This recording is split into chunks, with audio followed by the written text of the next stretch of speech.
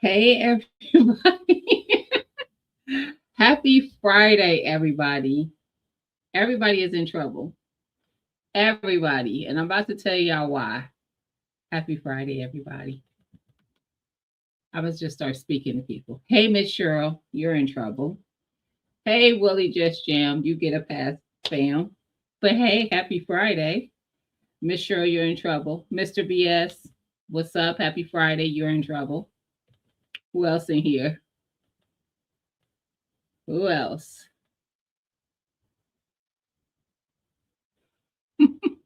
That's why you in trouble. You should have. Why didn't you hit me up, Miss Cheryl? Let me tell y'all what happened. I thought for sure I set this up for 7 o'clock Eastern time. Apparently, I did not. But did anybody hit me up and say, "Girl, your live was supposed to start at 6:30. Where you at?" Huh? What's your excuses? I want to see the excuses in the chat. I'm still tired from all the travels. No, I wasn't. I literally, true story, until about 5 minutes ago, was laying across my bed scrolling. Actually, I wasn't scrolling. I was working on something, but I was on my phone. So I wasn't on any social platforms. I was working on something that I'm trying to, I had an idea for my next tattoo, y'all. So I was working on my design. That's what I was doing. Hey, Happy Mag, happy Friday. Listen, didn't fall asleep. What? Y'all ain't hit me up. Some of y'all got my number. Okay. Hey, Sylvia, happy Sunday. Not a one. Not a one. I saw my Renaissance grandma in here. She got my number, but I saw she just came in recently. Unless she was in the background before. What up, fam? Happy Friday. Hey, that's my R. Happy Friday. Hey, Miss Vanessa. Happy Friday. Hey, Donzel. Happy Friday. I told y'all she was going to be here. See? Shame on them. And they should have hit me up. Because I promise y'all, I was chilling, just waiting for time to go live. I thought I had it set up for 7. Who set it up for 6:30? Which one of y'all did that? Who did that? Now I'm going to look because I'm like, how did it happen? Y'all didn't tell me. Y'all, if y'all gonna be changing the time, if that's what we're gonna be doing, y'all could let me know. Y'all could say something to me. I'm just saying. I'm reposting it, y'all. How dare y'all let me be this late? Why did I set it up at 6:30? I would have been. I was here, but I usually try to give myself some time. I just got here. I see. I saw that. That's what got you out because I saw. I was like, she just came in, so maybe she wasn't here. I'm not in the loser group. That's Miss Vanessa. I know you would have called me. Now Miss Cheryl could have called me. She could call me or text me. Hey, Unique, how you doing? Happy Friday. So my new green stocks came, so you know we know what you're doing. Absolutely. Yeah, I have a green stock story, and it's actually um, a great customer service story. So last year, pretty early, so it was kind of like September maybe. Um, Beshed Journey and myself purchased a green stock for TT for her birthday. Her birthday is not till December. So we were planning on surprising her for her birthday. We did. We went to Indiana. Beshed came to me, stayed overnight with me. We got up in the morning and drove to Indiana, stayed there for like 2, 3 days. I don't remember. And then we came back here. So December, bought it in September. She took it to her in December. This is her first green stock. She set it up, started setting it up this week. Realized, but didn't realize it was that she should have had it, but there was only 2 trays in it, 2 of the gray watering trays. It's a 5 tier, so there should have been 4, and then the top part. And she had all the other pieces except for those 2 trays. So I go through she tells me about it. First of all, she's like, I'm just going to order 2 more trays. No, ma'am.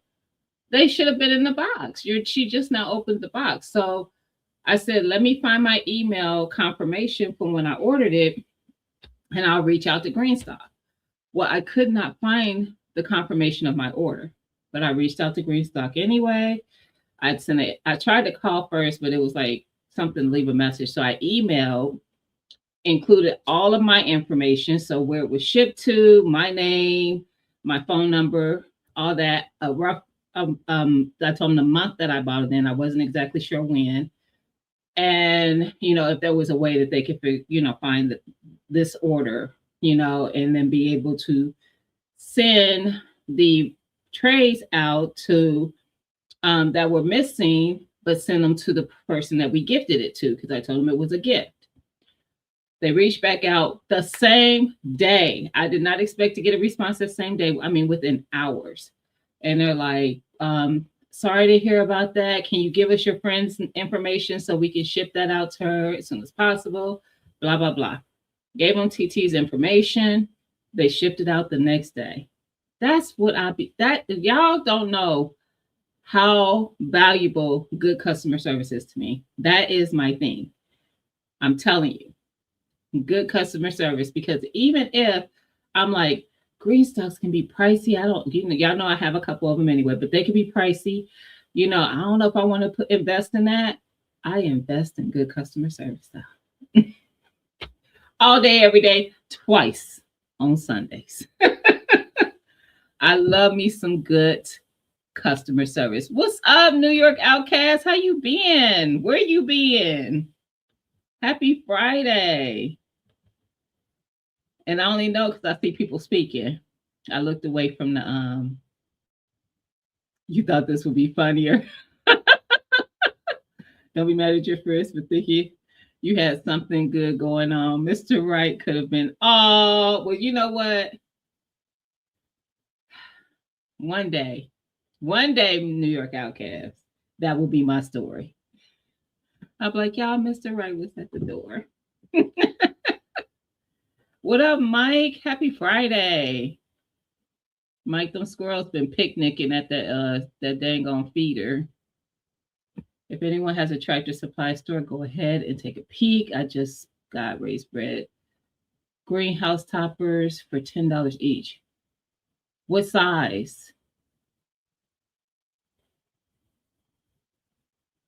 What are the 4x4 ones? I think I have the 4x4.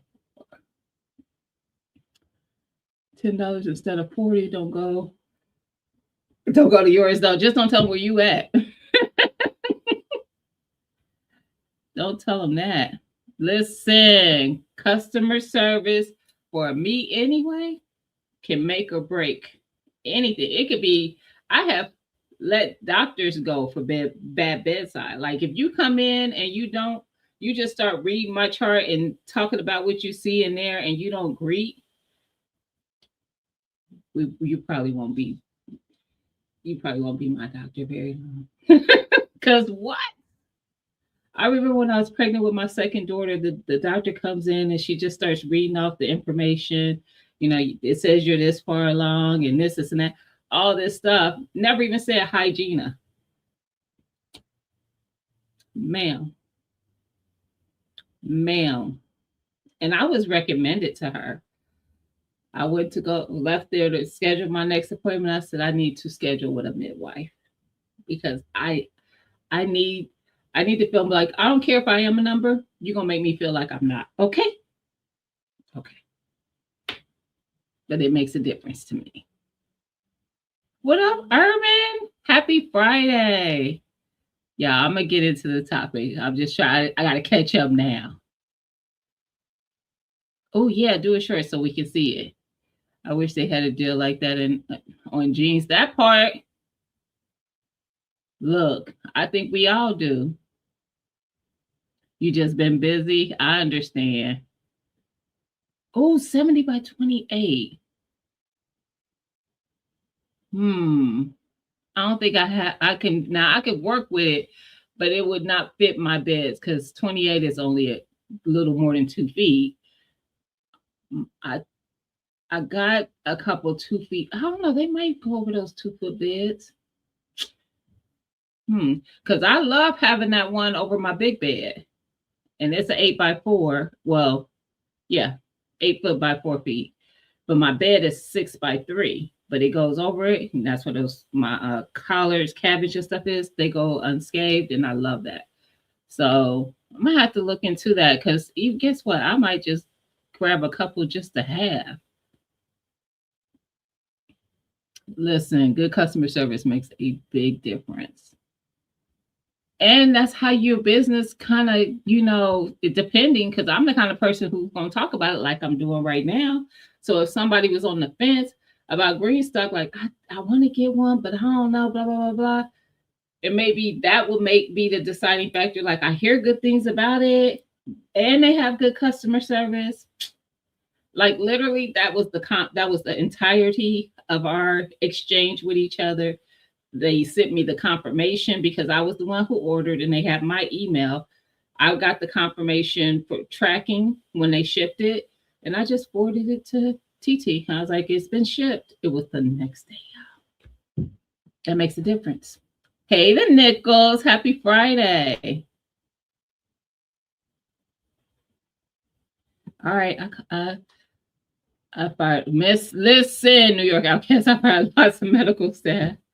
Listen, I can't stand being given an appointment and still being expected to wait 45 minutes. I got 15 minutes walkout rule. Same. I literally just had this conversation with a coworker this week. We weren't talking about that though. We were talking about actually a court hearing where the judge showed up late, like 30 minutes late, and I'm like, it's disrespectful. It is disrespectful, and this is not a one-off for this particular person. That apparently happens often, but that is very disrespectful. Respect my time if you expect me to respect your time. Point blank to the period. I'm the same way with doctors. I have a 15-minute rule. I was literally telling her that when she was telling me about the court thing. I said, I have a 15-minute rule with doctors because I don't care how many patients you have. I am a patient too, and you expect me to be on time. Because if I ain't on time, you want to reschedule me because I'm late. I'm 5 minutes late. But you think you're going to have me sit out here, and don't play the game of you get me into a room and then make me sit back there for 30. No. I'll walk out still. Don't play with my time. Respect my time and I respect yours. Point blank, period. Because we all got stuff to do. I got a job too. And I'm not there because I'm here. Okay, I digress. Did y'all see me go off about Buc-ee's this week?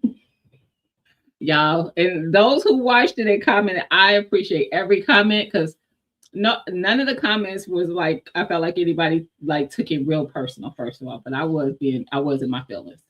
But by the time I posted it, I was over it, but I still posted it anyway because I be wanting to understand.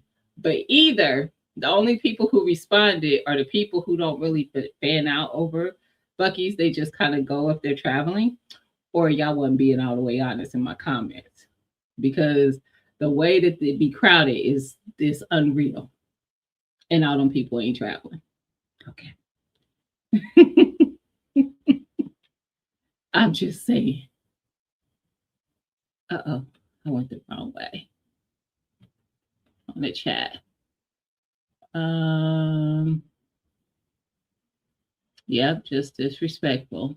Hey, Delightful Roots, how you doing? Happy Friday. Mr. BS, you wasn't here for the fuss out because you're in trouble.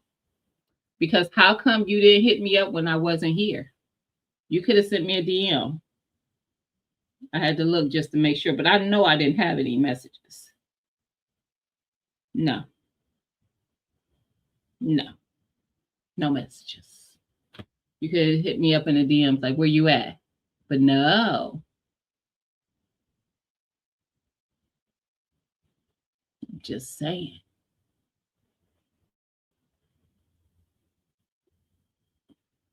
Someone to charge you too. Listen, hey TK, happy Friday, sis. Listen, I was straight in my feels about the whole Bucky thing. I was so flustered. Like, people, go, y'all line up for this gas station food. Anyway, yeah. So today's topic was sparked by I have certain friends who hit me up for, I guess you could say, some budget coaching. So when they feel like they get off track, they'll be like, they might just hit me up to say they off track and they got to get back on track, or they're trying to pay something off, or whatever the thing is. They value the opinion that I give in that space because I have been there and done it. So I'm not speaking just because, I only speak on it because I've done it. These are things that I actually did. These are tools that I actually use. So a friend hit me up because she's like, I've been out here spending money like I'm rich and I need to get back on my budget. So I need to get my book out, get back in my budgeting, so on and so forth. So I was like, you know what? I've been doing good with my budgeting, but what I've been slacking on is something that I usually try to be very intentional about, and that's paying things off faster. So I haven't been paying those extra monies to things. I kind of been just spending them, the extra monies. Not all of them, but I just been kind of spending a little willy nilly, kind of. So I need to tighten that up. I need to get back to um, my goals, like setting goals and how much I want to pay to get these things to be, not have a car payment, not eventually not have a house payment, a mortgage, whatever. So those are the things that I want to work on. You were late more than 15 minutes. I was, and I am a respecter of your time. However, I thought I set my life for 7. I promise you. I did get a phone call. So, but I got the phone call like literally almost right before the live started that your live was set for 6:30. I'm like, no, it's 7. No, it say 6:30. That's how I found out. Okay. Nobody called me because I was here. I'm sorry. Hey GT, how you doing? Happy Friday. So I'm sorry, y'all, because I am a respecter of people's time. Because I asked y'all for some fruits and veggies. Nobody gave me. We just I ain't got no fruits yet. Some kind of that might be why my depression. It better not be creeping in. TK, we just started. It's okay to splurge now, but yeah, probably a good idea to set a limit. Facts. She just wants the fruits, all of them. She loves fruit, Miss Cheryl. She really do. So you don't double check your.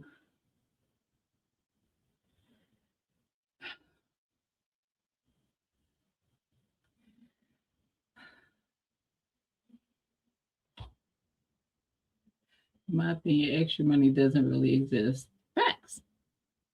That's why I need to put work to those monies like I used to, instead of just having them sitting, just doing nothing. They need a job. So, and I had to take some breaths, because if it ain't Mr. BS giving me a hard time, it's somebody else, and I ain't saying their name because they probably just waiting to use those little tappy fingers to say something. And I know it's coming. I know it's coming. But Mr. BS, where's my case?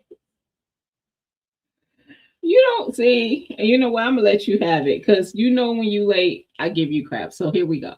I'm gonna let you have it. Dang, Bill, you ain't got to do me like that. So, who in the chat actually budgets?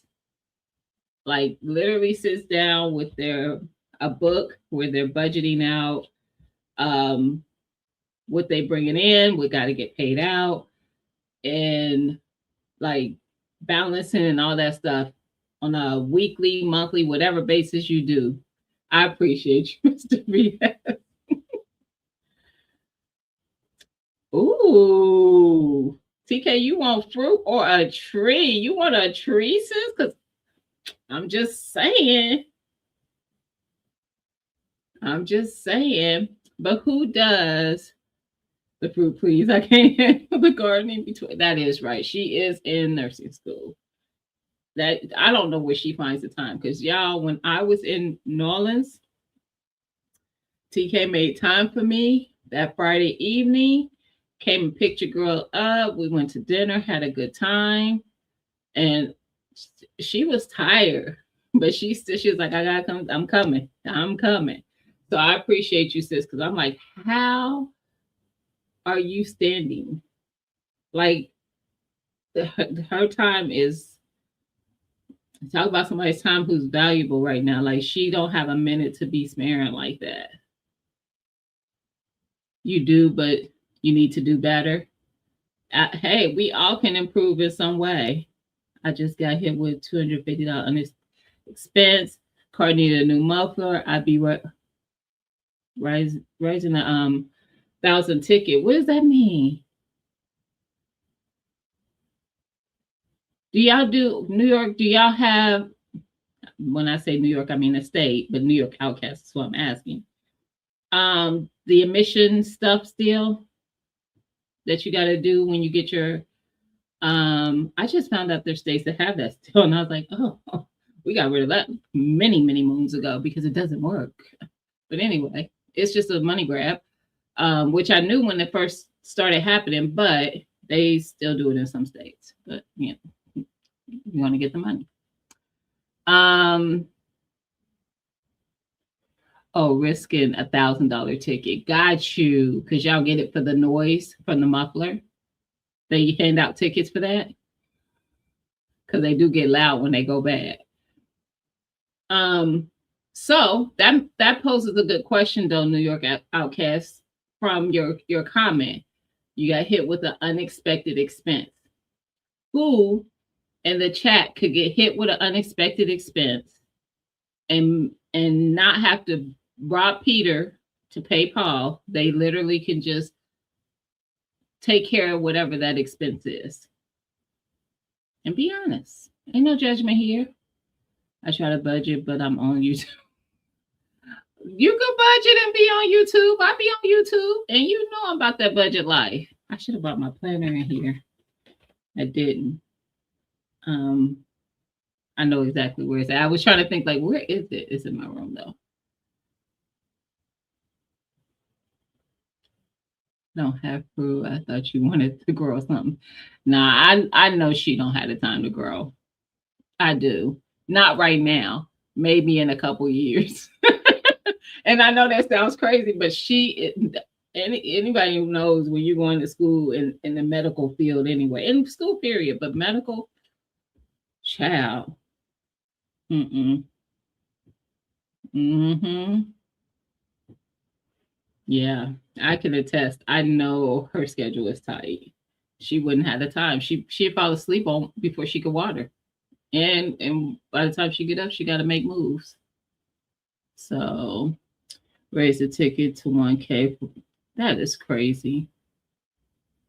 car repair over 1,000.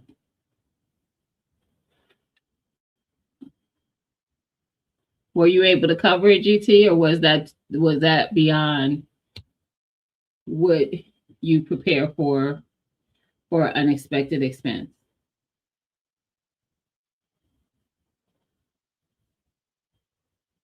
Were you able to take care of it? Did you have to put it on a credit card? I'm being honest in asking these questions because before I started budgeting, now mind you, I've always done a written budget. As long as I've been out on my own, I have always done a written budget. What I learned way later in life, I think it was really kind of like my late 30s, early 40s, was that I did not budget properly. So I didn't account for everything, for one. So things like those subscriptions, I'm subscribed as a member on some people's channels, things like that. I wouldn't be accounting for TV programming subscriptions like your Netflix and Disney and all that stuff. I wasn't accounting for. I was accounting for the big stuff. So my utilities, rent, car note, things like that. Prior to then, that's how I would do it. Like the big stuff, groceries, toiletries, stuff like that. But the little stuff, I would just see that I just treated it just like that. Like, that's just little stuff. It'll be all right. I got to make sure these things are done. But those little things will eat up that money that you think you're going to have left after you pay for the big stuff. So when I really started budgeting, I learned to account for everything, which is how I budget now. So nothing is too small. My 99-cent subscription to somebody's channel membership, or $1.99 or $2.99, whatever their membership, because I have different ones. Whatever it is accounted for. I know everybody I'm paying money out to. Because another thing that happens is when you don't account for everything, you forget that you're paying for something that you may not even use anymore. It may be something that you did. Maybe it was an editing app that you used at one point, and then you decided, I don't want to use that one anymore. You go find you another one. Maybe that one's free, but you don't cancel the other one because you don't think about it. The fact that the payment's going to come out or whatever until it does. And then it's so small sometimes that you just ignore it and be like, whatever. No, ain't nothing too small to me. Nothing is too small for me. I took my secure balance, playing catch up. Yeah. To 1247, playing catch up. So GT, you got to get to a point where you're able to have some type of emergency fund. Starting there with just having an emergency fund and then building you up a savings to where even if you save for certain things to where you have money when those things happen. Because the things that's going to bust the bank are cars in your house. When stuff go wrong with those two things, it's gonna hurt. And some of those things are just maintenance. After so many years, you got to get new tires. That's a hit. Tires don't be cheap. They don't be cheap. So, being prepared for those type of things that come up so that when they happen, you don't feel like, you are, you're panicking, trying to figure out how you're going to make it happen. You were able to cover the cost because you budget near Outcast? Yes. And I try to budget for a lot. Don't get me wrong. I probably, if something really, really big happened, it's going to be a different route of how we take care of it. Okay. So everything is not something I could just, take care of, but I can handle getting tires for my car, or maybe my water heater goes out in the house, or I don't know, something like that, something that has a nice expense to it, but, could catch somebody off guard. You always got to have emergency cash. Facts. Some people call it extra. Some call it emergency money. Facts. My Barnes and Noble subscription is $25 a year and I forgot to cancel. Yep. We all do that. We forget to cancel stuff. I'm working on it. Do it now. You thought about it. Do it now. Just saying. XM Radio always get me. Cancel it now. Write it down and get it canceled. I got to remind somebody of something they need to cancel. It's so easy to forget when it's something, especially if it's on an annual basis. Child, and I keep track of those. I have a separate book that I keep track of those things that are annual. I have a Nintendo subscription because my daughter has a Nintendo Switch. So I have a subscription for that. And it's like $20 a year. And then I have my Costco. I have my Sam's Club. Those are all annual. My Ring camera is annual. There's like certain things I have that are annual, but I keep track of those. Like I even know what month it's going to come out, and it gets put into that budget for that month. But I keep track of those things because I don't want something to come out, even if the money's there. I don't care. I don't want something coming out that I'm not prepared for it to be coming out. I don't want to be like, what's that? I don't need to guess. I need to know what's coming out of my account. So now I just keep a better record of everything that is coming out of my account. But some of the things that are beneficial with budgeting, for one, you start paying attention to where you're mindlessly spending. So where you're spending money on stuff that's not necessary, how much it's costing you to stop and get Starbucks every day, how much it's costing you to eat out for lunch instead of buying groceries and packing your lunch, or eating out for dinner instead of cooking your own meals, how much that's costing you. How much, I don't know, it's costing you to go out to lunch with your coworkers all the time, things like that. Like those things add up. And they are a lot of times unnecessary things. I tell my friends now, when it comes, like don't get me wrong, I'll stop and get Starbucks every blue moon, and I don't even get the coffee. I like their tea, but I'll do it every blue moon. I might stop at Dunkin's. I think those are the only two I really will stop at every now and again and get a coffee. But most times I tell my friends, I got Starbucks at home. I totally understand my mama's. We got McDonald's at home. I am that now. I got that at home. Most times they're not going to do it as good as I can anyway.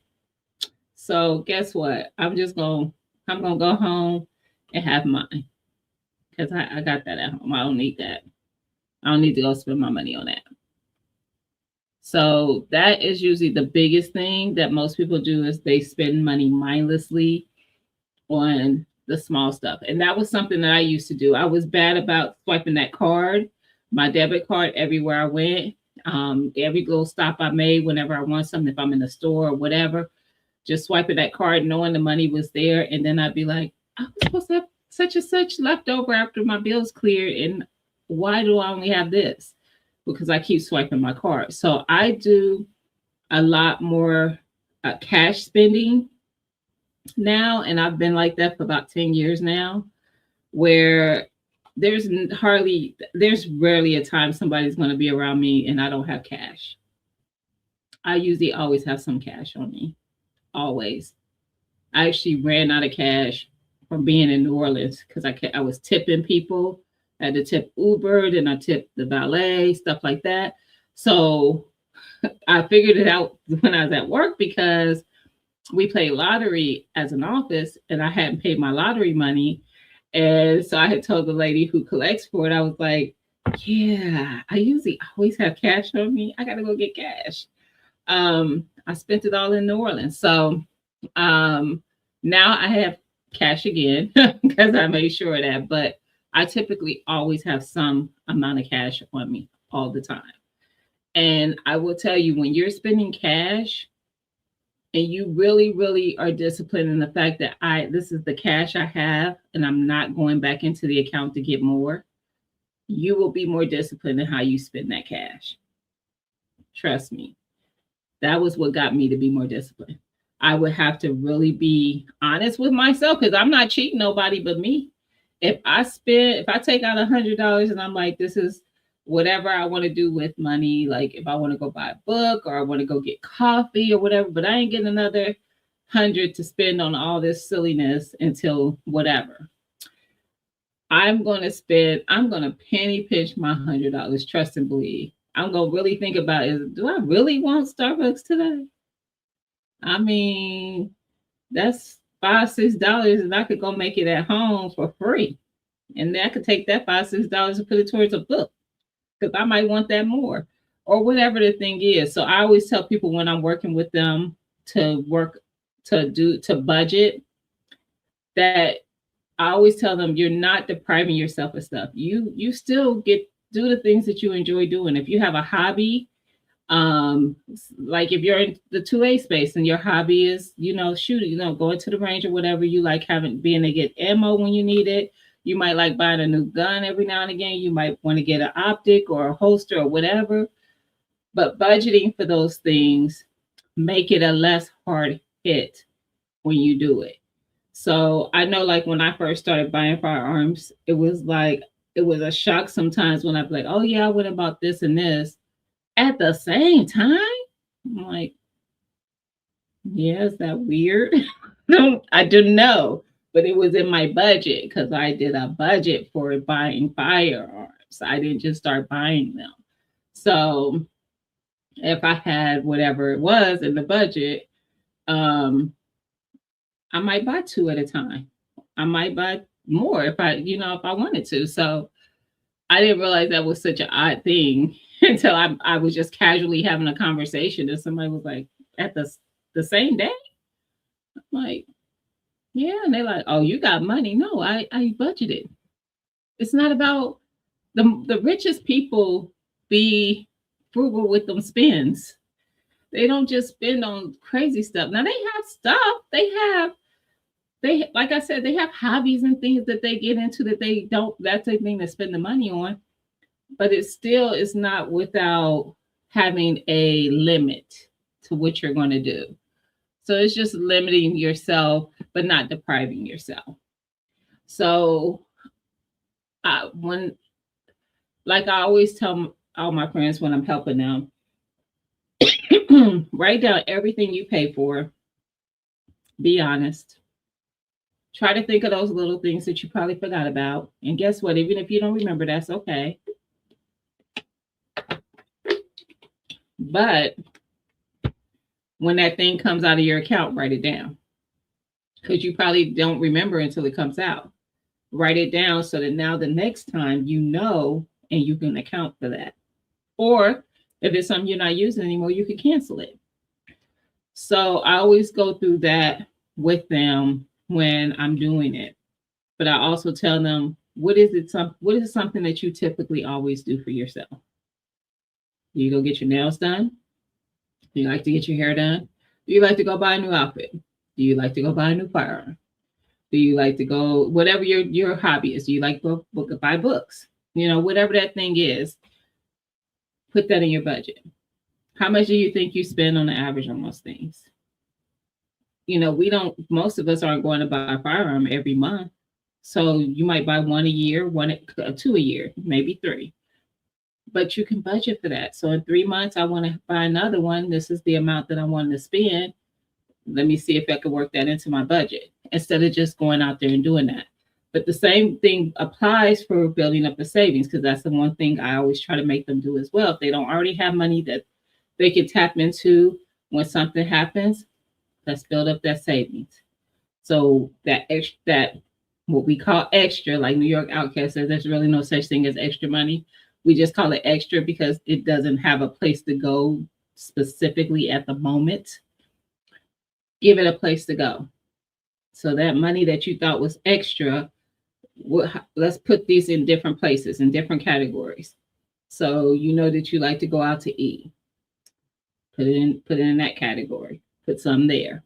If you need to if you don't have a savings, a nice percentage of that needs to go starting up the savings.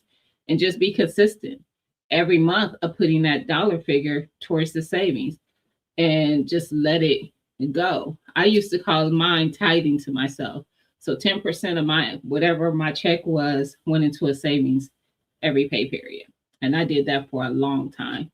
When I first started building up my savings, because I did not have one, and it wasn't a reason for me not to.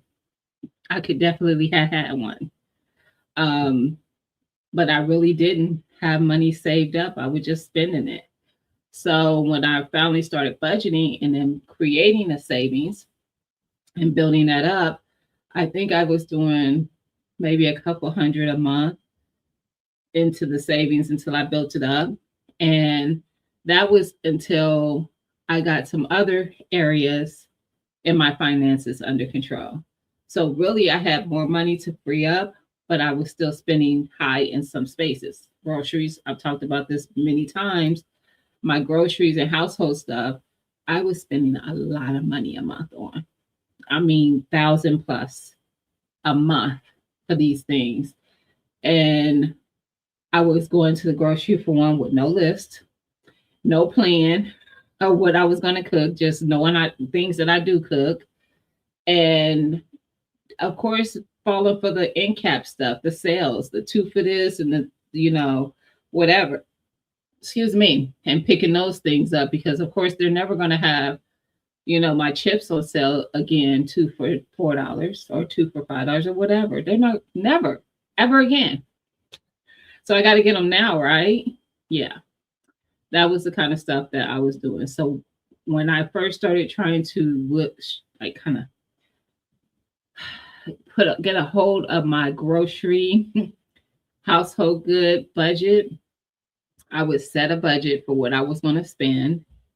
At the time, I had 4 people in my house. And I was like, okay, this is my goal, is to get it down to, I think I did $150 per person.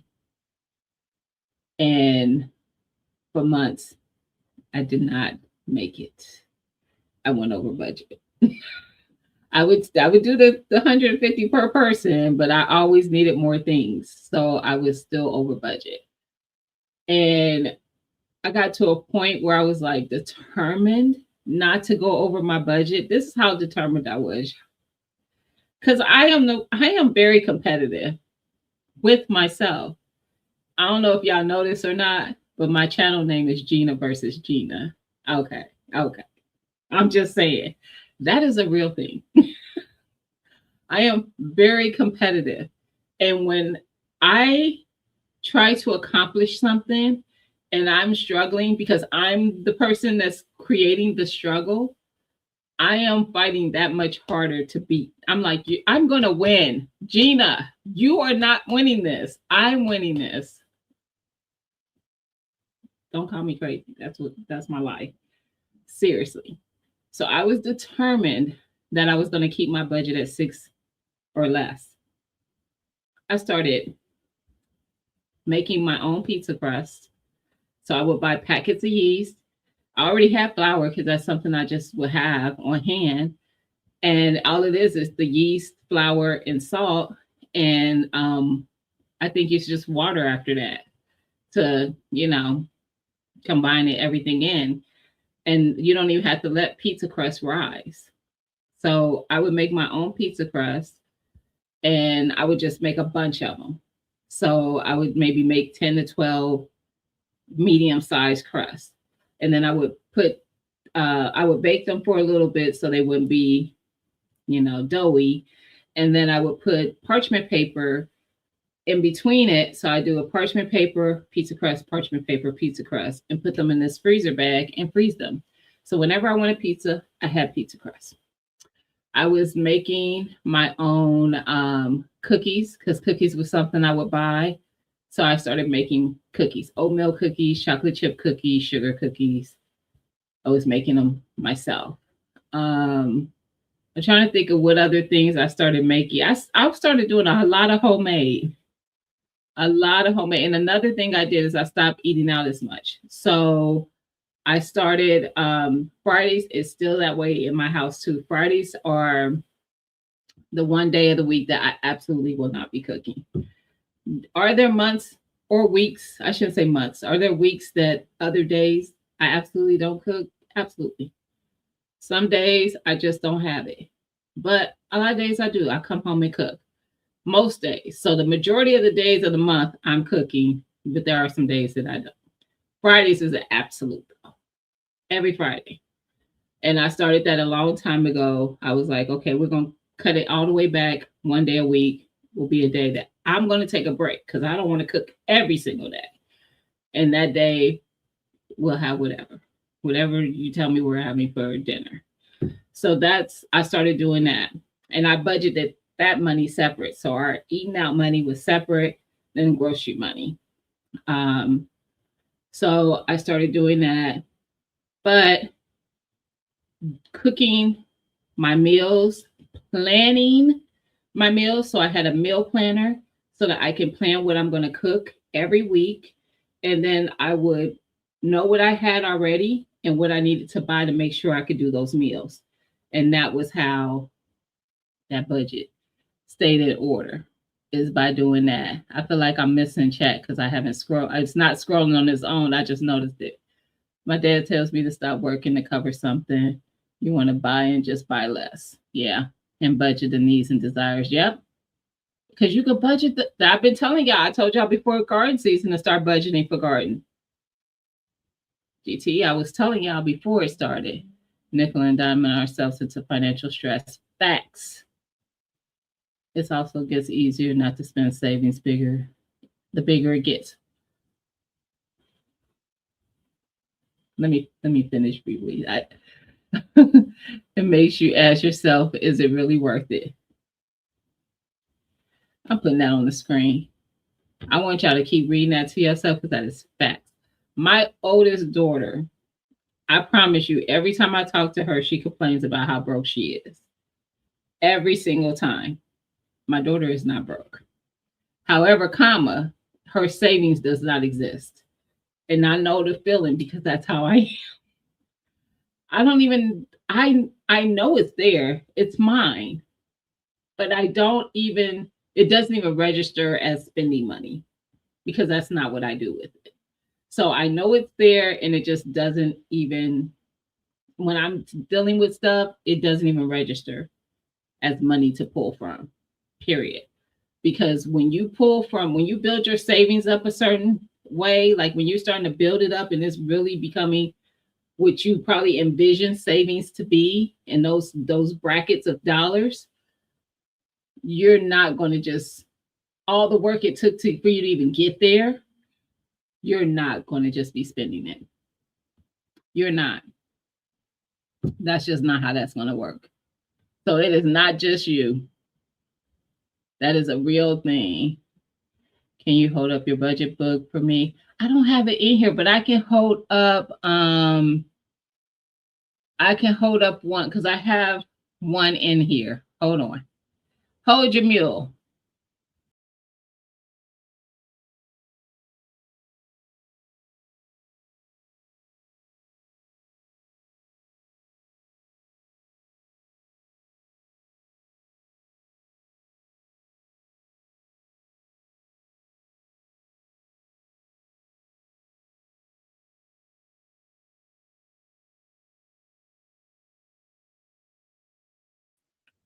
All right. So I have one in here. This is the Budget with Purpose budget book that I had on the website. I'm actually sold out of these. These are actually someone's order, but she's local, and that's why I still have it. But I even put in a savings challenge page. So if you can, I don't know if you can see there's lines in the jar. So you could set your goal of what you want to save and then make it kind of fun coloring it in as you start saving and build up to your goal. Then you have the monthly budget pages for you to budget for everything. So you want to budget your income. So what you're actually getting in from all sources. And then I have a section here with your debt. So if you have like credit cards, student loans, car loan, I don't actually put my car over in debt, but you could. I actually put my car under fixed expenses because it's fixed until it's paid off. So I don't include it in my debt. I do include my credit cards when I spend money on those. I put those in the debt space, and I do have a student loan that's being paid off. Um, and then you have your fixed expenses. So that would be mortgage, rent, utilities, things that are going to happen, and you need them in order to live pretty much. So these are the necessities. Okay. And then you have variable expenses, which are like your subscription to Netflix. You're not going to die if you let that go. Not literally, but some of us will be quite lost without some of those subscriptions. But your memberships on people's channels, Costco, things like that. That's variable. Then it has your savings challenge also on here, so you can put in on there what you put in. My ring light is whitening it out, and then at the bottom you can balance out everything. So you'll put in your income, which you actually budgeted as your income, because I have spaces for budget, which you actually budgeted and what it actually was. So how I budget my utilities is based on what I paid the previous month. So whatever I paid in my gas and electric in April is what I put when I do my May budget, because I do that before May, the week before. And then when I actually pay it, if it's different, which it usually is, I'll put what it actually was that I spent. Sometimes it's more, sometimes it's less. It just depends. So you have a daily tracker so that you can track those daily spends. That's a very good thing for somebody who's getting new in budgeting, because those little daily spends be adding up. And a lot of people do it. I had a friend whose husband, he drove for a living. So he drove like a delivery truck or something. And he stopped at a gas station every single day. And he got really junk. He would get a pop or soda and a candy bar of some sort. Even when he stopped eating like that because he wanted to get healthier, it was habitual for him to stop at the gas station. He started stopping there and getting granola bars and stuff like that. And it's like, but you don't have to do that. But it was like he had to do it because it was routine. It was something he did. He felt like it was something missing if he didn't. So tracking those daily things, I think, is also a way that you will not spend it. You'll have the same feeling you have about savings, the same thing that's on the screen there. You will have that same feeling when it comes to spending your money on those small things, like stopping at the gas station to get a soda. Like, you won't want to do it. Once I know that $100 bill is broken, I might as well throw it. See, I don't need it. That doesn't matter to me anymore. I used to be that way, my younger years. That doesn't matter to me anymore. I could break 100 to buy whatever I need to buy, and I still won't touch the rest of it that's in there unless it's something that's that important to me. But that took time. So I'm not going to act like I was always there. But that's who I am now. I literally find money all the time. Ask me how in the world I don't notice it's missing. I don't know. And when I tell you I find money, I ain't talking about like $1 or $2. I be finding 20s and be like, how long has that been there? I don't know what I be doing. I find money all the time. I just found like $27 right before I went to New Orleans. Now, it wasn't lost, but I found it. And the funny thing is, I found it in my wallet. It wasn't like I just found it in a random place. It was literally in my wallet. I didn't know it was in there. I don't know when I put it in there. I don't know why it was in there, but that's where it was. Now, y'all, I know y'all think it's your wallet. Shouldn't the money be in there? It was the spot that it was in. in the wallet. It was almost like I put it in there for emergency. It was like tucked into this little space. Then I started questioning, did somebody else put it in there? Y'all, I promise you, I was like, somebody probably that I paid for something and I wouldn't let them pay me back, put it in there. I was thinking all the things. Hey, LGG, happy Friday. Bible study supporting in the bush. I appreciate you. Hey, Bougie, how you doing, sis? Happy Friday. You see what I'm talking about today? Listen. Hold on. Let me try to catch up. So I'm so behind. Hey, Sunshine. Happy Friday. See, Sunshine, if you was on time, you would have called me because I was late. Hey, Chris. Happy Friday. Y'all, I thought the live was supposed to start at 7. I thought I set it up to 7. Apparently, I didn't. I need an optic and a holster. Didn't. We'll hold both. Right. I need help shopping for it. Never needed an optic, but seeing the accuracy. Yeah. There's such a range of pricing when it comes to optics. So just be careful who you ask for help from, because some of these 2A people are snobs. And they'll take you down to 250, 200, actually they think 200 is the cheap ones. So they'll probably take you through the $300-$400 ones. No. I have all kind of optics. I do. I can't even look. I got a couple boxes on my dang on desk. This one, I don't know. I have a Holosun box here. I have Brighton. I have Gideon. I have a lot of different ones. Olight or Osight. Yeah. A lot. So shop around and read the reviews. Look like because if you want to keep it kind of really budget, you can do that. Don't get caught up in the hype if that's not in your wheelhouse right now. If you just want one so you can have more accuracy at the moment, start there. You could get a better one later if you wanted to, if you felt like that one wasn't all that great. But let's read the reviews and stuff like that. There's a lot of people who find them very inexpensive. I'm just saying.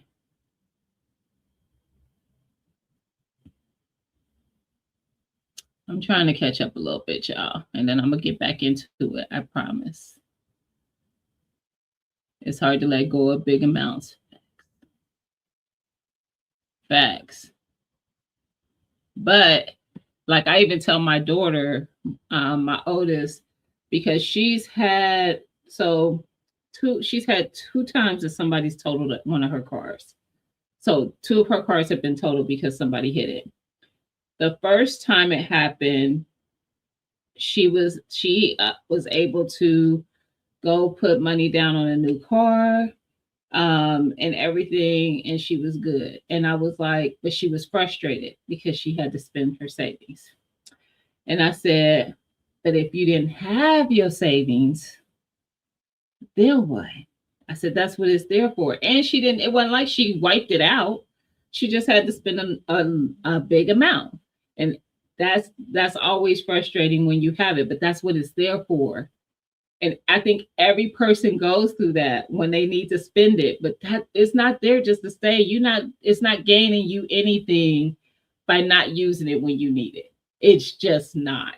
It doesn't earn that much interest if you just got it sitting in a bank account. It's just, if something comes up, you'll build it back. It's okay. It is quite okay. And when her second vehicle was hit, she realized that she made a big mistake when she bought her vehicle, and she didn't send back the information for the gap insurance. So when her insurance paid off the car, it didn't pay it off because she had only had it for like a year, I think. And it was hit by a semi who hit her and ran. I told you guys about that. And so she still had a balance that had to be paid. And I'm like, well, how much is it? Thinking I'm going to have to help her out. And she had the money to pay it. And she had the money to put down on another car. But I was like, the mommy I am, I just couldn't let her do it. I'm sorry, I was looking at something. I couldn't let her do it because I'm like, that's a lot of money. So I did put the down payment on her car. Um, yeah, and it was a nice amount that I took care of with that. But she paid off the balance that she had to with the other thing, and I was like, I'm not gonna let you do both. Even though she's a grown A woman and she can, the mom in me was just like, that's a lot. I don't want you to feel like you started from the bottom, building back up. So that's what moms are for. I rarely get to do that because she never needs me for anything. I've never been called to help pay a bill. I've never been called to help pay for anything with her. So even with this, she wouldn't act. She almost tried to like, fight me on taking it. I was like, no. Well, I was with her at the dealership, so I just was like, who gonna check me, boo? She's like, I'm gonna pay you back. No, I won't take it. So, I get it. It is hard. Nobody wants to see their account go from this big number and start going down when they work so hard to get it there. It's been proven people spend more when using the card facts versus actual cash because you don't actually see it disappearing. I absolutely agree with that. That's when I started using cash, and that's what the first thing I started doing it with was with my grocery bill. But when I started doing that, I realized how much stuff I was buying that I didn't need to buy. It really wasn't that important to me. And I also realized that I didn't like seeing it go bye-bye. I didn't like it to go away. So yeah, I do. That's why I always have cash. My friends always say it too. They're like, you always got cash on you. I don't never had no cash on me. I always got cash on me. And my cards. I have credit cards with ridiculously high limits. I'm not spending my money like that. I don't know why they be giving me those high limits like that. Cause I'm like, I just keep building it because I want to play the credit game, which it is. To me, it's a game. Getting your credit score up and all that. I figured it out. I didn't figure it out on my own. I was watching content creators who were giving the game, and I was like, it clicked and made sense, but it is a game. Like if you have, like they tell you have no credit, it's harder to get stuff. So you want me to be in debt. Got it. Because guess what? You think, oh, well, I'll just go get a credit card. Now you can't get it because all you got is revolving credit and you don't have any installment. Oh, well, now I have a car. So I have a car and I have that. It's always something. Like there's so many different types. It is like it gets used against you when you're trying to do things in life. Or you notice that your score really never moves. And it's like, well, you don't have enough variety in your credit. What? I remember paying off my last vehicle. My credit score dropped like 30 some points because I paid it off. I was like, where they do that at? Isn't that supposed to be a good thing that I paid it in full? Nope. Now, don't get me wrong. After it took like maybe a few months and it was right back up. But it was the initial drop because I didn't understand that at the time. And I was talking to I was so upset about it. I was talking to the people at my job and I was telling my boss about it. Like, I just don't understand, da, da, da. He's like, oh yeah, that happens. That's happened to me before. And he's like, yeah, don't worry about it. It'll be right back up in a few months. I was like, but why I got to drop it in the first place? Just because that type of credit has dropped off my credit report. That is the dumbest thing to me. But this country functions on debt. Thank you, Chris. Probably why the system pushes cards. It does. It pushes cards too, because most people get themselves in a situation where they spend more on it than they can afford to pay it off. So it becomes part of their income almost. That's how I'll describe it. It becomes part of their income. So now they're using maybe they use their paycheck to pay bills and stuff like that. And they're using their credit card to go buy groceries and maybe go out to eat when they want to go. But then when they get their paycheck again, if you didn't have money before, why do you think you're going to have it when the credit card bill comes? And of course it comes and it says, well, you spent, $956 on here, but minimum payment is $35. They want you to make that minimum payment every single month and watch that $956 never change. Matter of fact, it might go up and you ain't spent a dime more because they want the interest. That's how they make their money. I don't spend anything I don't have the money to pay for, period.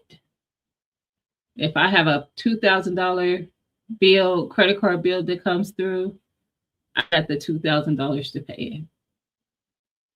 Period. Not 2 months later, not when I get paid. None of that. I already have it. I just use the card because I'm getting perks from it. I'm getting cash back. I'm getting something. But I have the money. So it's created without the knowledge of how of really making sure people are educated on how it works. I remember getting my first one at 18 and I maxed that thing out in no time. It wasn't a month. It didn't take me a month. I was like, oh, they're giving me money? Let's go. Say less. Where we going? Y'all want to go to the mall? Let's go. I promise you that was my energy. Maxed that thing out, was paying the minimum payments forever. Took me forever to get up from up under that. Forever. And we talking about small balances. They wasn't even giving me that much back then. But hey, Liddy B, first of all, Mr. BS, not you coming for me talking about some big late too. Why are you doing me like that, fam? You know I'm emotional.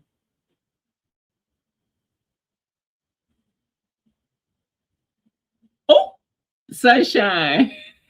About funny to hear Gina call the 2-ways. I call him like I see him. You think I stepped over the line? Are you trying to say I need to be over the line with them? Have a good one, GT. Thanks for stopping by.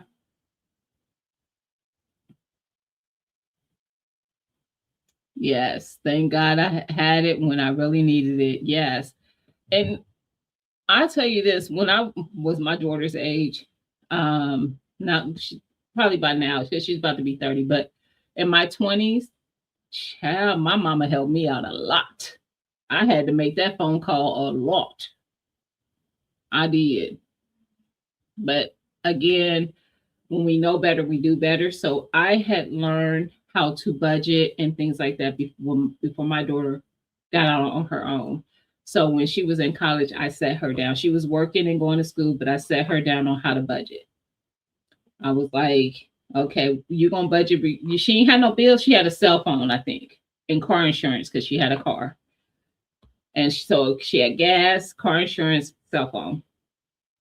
And excuse me, she was eating out a lot. You know, college kids, they just stop. They rushing back and forth. So she was eating out a lot. And she would go get her hair done at the time and her nails done. But she was spending a lot on her hair. A lot.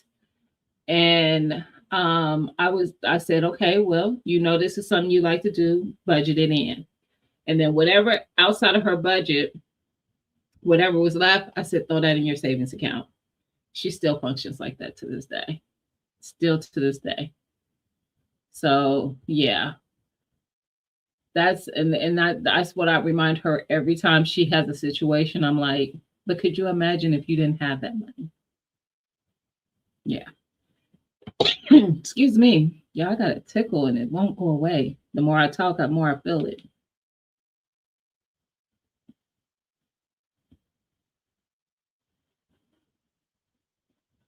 It happens to me. Zero balance is not good. Yeah.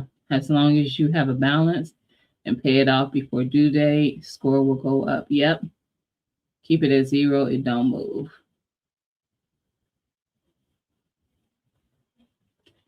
What logo? Oh, you talking about New York Outcast? Is that what you're looking at? What logo are you talking about, Liddy?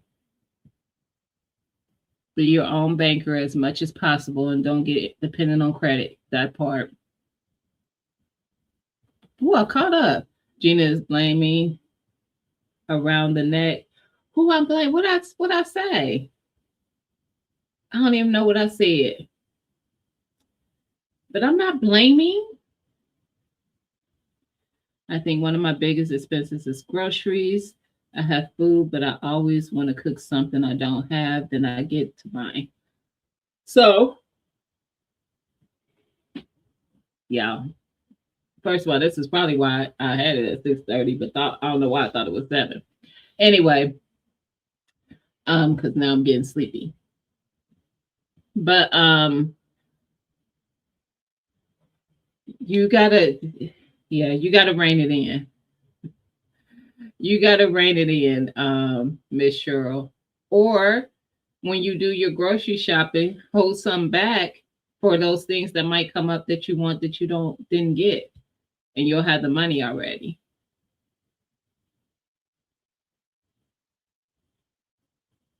Oh, I got you. I got you. I see what you're saying, Liddy. So I that's why I think I keep a freezer. One of the freezers in the basement is stocked with meat. Like I don't think there's much that I could end up wanting to eat that's not in that freezer. Not much. I think I even saw a slab of ribs down there. Don't know when I bought a freaking slab of ribs. It is just me and my daughter. What? Those are the things that I pull out, like when, like if Lydia and TT pull up or something, I'm like, oh, somebody's on the grill. Like it ain't nothing that I can't pull out for us to cook, unless it's something very specific. Like we did fish for Liddy's birthday a while, like a year or so ago, and we went to the fish store and got what we needed for that. I think I had like maybe had salmon already here, but we weren't having salmon. So, like, if it's something more specific that we want to get, then I got to go to the store, but usually not. Usually not. You good, Liddy B. So, what else was I going to talk about? Because I wrote down things so I wouldn't forget as I was talking. Liddy, look, you see, I got my glasses on. Stop playing with me, girl. Um, Stop playing with me. So, if you are not someone who is already budgeting, but you want to get your budgeting, let me tell you something. This is why I talk about budgeting as I do. And there's a couple people in this chat because I know 2 of them for a fact that are in here that have been chatting that have followed my content on this, and both have had praise reports of what they have been able to accomplish by following it. Both of them. Ain't no greater feeling than maybe having things that you wanting to pay off debt and doing it, wanting to create a savings and doing it, wanting to live within a budget and doing it. There is no greater feeling than that. But you know what? There really is no greater feeling than is feeling at peace financially. Most people are so stressed out by their finances because it feels like everybody is pulling at every little bit of money you got for one thing or another, and you feel like there's no breathing. You're stressing when your account is going down really close to zero. It's getting really low, on a regular, and there's just no extra to be seen. A lot of people stress about that, but a lot of times you're creating the same stress that you're stressing about. You're living above your means. Is everybody doing it? No. A lot of people are. A lot of people are. If you are a single person in a 4-bedroom house, why, Sway? Why? Now, if that's within your budget and you just want 4 bedrooms, for no reason, fine.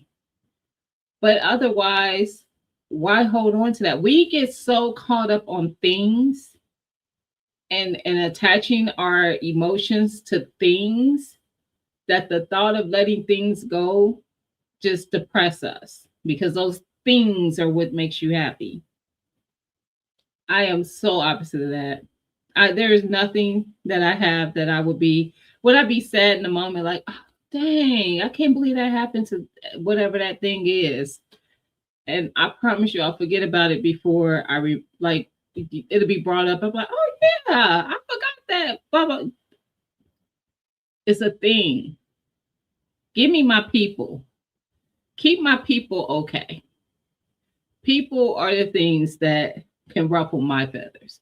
Take my people away, and I'm gonna be upset. My things, I might be inconvenienced, but I'll be okay. I just don't attach myself to things like that. I'm just not that person. There's no car or no house or no anything that's going to make me want to have it so much that I'm going to be tight in budget to have it. Never in this world. Ever. And there's things that I always be wanting. Hey, I follow 2A in LA. You think I don't want half the guns I see over there? That's not in my wheelhouse. That's not in my zone. I'm going to stay over here and try to win my guns. That's my zone. Hey, Siege, how you doing? Happy Friday. I'm not a things person either. I need a 4-bedroom for you. Now, that's facts. That's facts, fam. But first of all, in case you don't know, the area that I work in is bankruptcy. I work in a bankruptcy office. I work with 13s. 13s are bankruptcies where you are paying back. Make some type of arrangement to pay back some of the debt in some way, form, or fashion, depending on what that plan says. But what I see a lot is people who are allowing themselves to end up in bankruptcy because they don't want to let go of things. Is that everybody? No. I'm just saying I see it a lot. I see a lot of people who are living in neighborhoods that are beyond their income bracket, in houses because of that neighborhood that are very expensive, that is beyond their income bracket, but they don't want to let it go.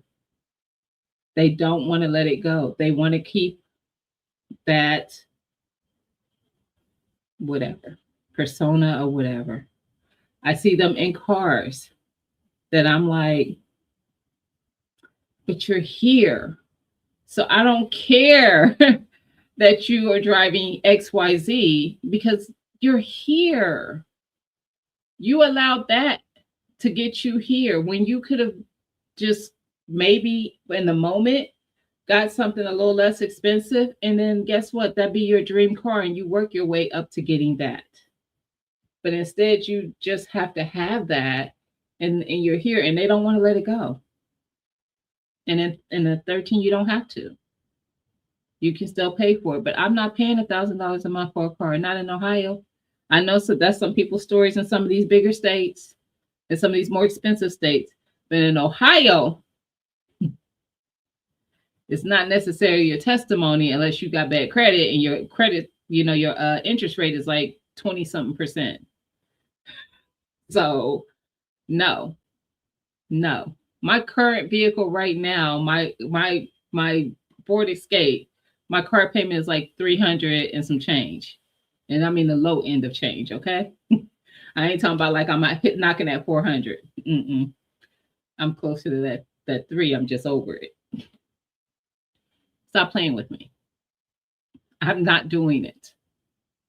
And that's why I play the credit game, because I need my score to be where I am not paying $7, $8, $900 car payments. My mortgage is like seven something. I ain't paying more than my mortgage for a car. For why? So y'all could be like, oh, yeah, but your car is so and or you could tell me my car is not nice. Either way, it's my car. I don't care if it's nice or not to you. It's still mine, and it doesn't really matter to anybody but me. Now, if you can afford to do those things, do them. But it's just that's too much more for you're disrespectful. You're disrespectful. Mr. BS. You're disrespectful. Oh, but I ain't gonna lie, because my one before that was only 200 and something a month. I hustled the bugs down. I will hustle dealership. Y'all know I'm frugal. I would try to hustle every inch of the way. The only reason why I couldn't hustle this one more is because the market is where it is. Where the when we had the pandemic, them car dealerships was able to sell them cars much, the used ones anyway, much more expensive. Um, and mortgage the houses that went crazy too, but I got my house before it did. So shut up, Liddy. My record is clean. In case you wondering, it's clean. And an insurance company that won't take me on for somebody who can't drive. Just saying. You work on those things, I know better. Really? You work on the Fords? Is that what you're saying? See, I like the Fords because I usually can find somebody that can work on them. I don't want no car that's gonna be difficult where somebody gonna charge me an arm and leg because all the stuff they gotta do. And my Ford it's actually at a year with it where it could be the newer keyless start thing, but I didn't want that yet. I told the dealership, they thought I was crazy too. I was like, no, I need a key that goes into the ignition. I need to be able to do that. I ain't ready for all that yet because that'd be stressing me out. Because I'm gonna lose it. It's a piece. It's just a whole thing. I'm not old enough for that stuff. I'm not responsible enough. Give me a key. I'm that old lady. Give me a key. But I don't know. Y'all know I'm about to get something else. I actually been plotting and planning for another car. Just saying. Don't judge me. But I will budget for it. I will not just go get it. So create a plan, a budget plan. Write all the things down. So account for all the things. And also, when you're accounting for all those things, look at them to see if there's places where you can tighten up the budget. Groceries, like I said, was it for me. That was the one area that I felt like I was doing too much. I was doing too much there. But figuring out if there's things that you can let go. Maybe there's subscriptions that you don't use. Maybe you have Netflix, but you're never watching it. It's just there. Things like that. Let those things go. You can get it again if you decide that there's a reason you want it later. Most times you're going to get a better deal later anyway because they're going to probably run some promo to get new customers. So holding on to it is not necessary. If you're new to budgeting, tracking your daily spending is important because I think that's where you'll find that there's things that you are spending money on kind of on a weekly basis, daily, throughout the week, that is unnecessary. So tracking it. That F-250, listen, Mr. BS, find it for me. You won't lose it. The car will make too much noise. Listen, I got to get it to the car to get the car started for it to even alert me, okay? But it's gonna happen. It's gonna happen because yeah, it's gonna happen. Meal planning. Again, that's going into the groceries, but meal planning will help you save money on your groceries. Meal prepping and meal planning, both of them. Meal prepping for those who, you know, um, have a lot going on. Maybe you work, your spouse works, you got kids in school who are in sports or in after school activities. You got to go from work to activities, da da da da. Having things prepped so that you could grab things and go with the kids or just whatever. And you don't have to be like, oh, I don't have time. I'm just going to stop at such and such and pick up something. Prep, planning, and prepping. Those are both important. If you don't have an emergency fund, start that. The first goal in an emergency fund, get yourself to $1,000. Get your savings to $1,000. This is money that you are not going to be using for anything else unless an emergency comes up. And I have had situations where I've been working with someone and an emergency came up before they hit their 1,000. Maybe they were close but hadn't hit the 1,000 and had to use it. And of course, I think every person, New York Outcast, spoke on it because right there, when you have to spend it, it makes you feel away. And I remember telling them, it's okay. That's what it's there for. It's all right. We just gonna keep going. The money you've been putting there, you're gonna keep putting there, and it's gonna build it right back up again. Since then, same individual bought her own car. Also has a mortgage now.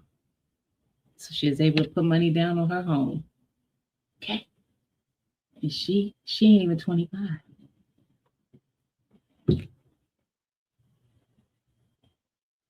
I'm just saying. It works. I'm just saying.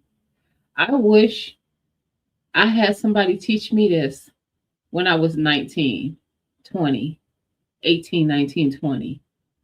So that I could be 25 in a different space. But you know what I always say to myself, everything that I've gone through in life has helped me to learn along the way. And now I have things that I can share with other people so that they don't have to go through the same things I went through to learn it. But it's a matter of if that person takes the information and uses it or not. You can't force people to do such a thing. Now I gotta change the screen thing. Because listen, y'all. First of all, why did you give me a soapbox, Siege? Why would you give me a soapbox? But Siege works in insurance. So she sees the foolishness of not having it. Please get life insurance, because let me tell you something. And I judge me if you may. Gina, I'm not contributing to a GoFundMe. I'm sorry. It is not my responsibility to pay for what you're not going to be responsible enough to do. That is not how that works. And I think it's very irresponsible. I hear well, I really can't afford XYZ. I remember when I used to tell myself as a single mom, this is when my oldest was little, that I couldn't afford to contribute to a 401k. And then when I started working for bankruptcy, and I've been here for 23 years, I have the person who did our HR stuff. He came to me so we couldn't contribute until after our first year with the company, and they double whatever we contribute. So if I put $1, they put $2. So now I have $3.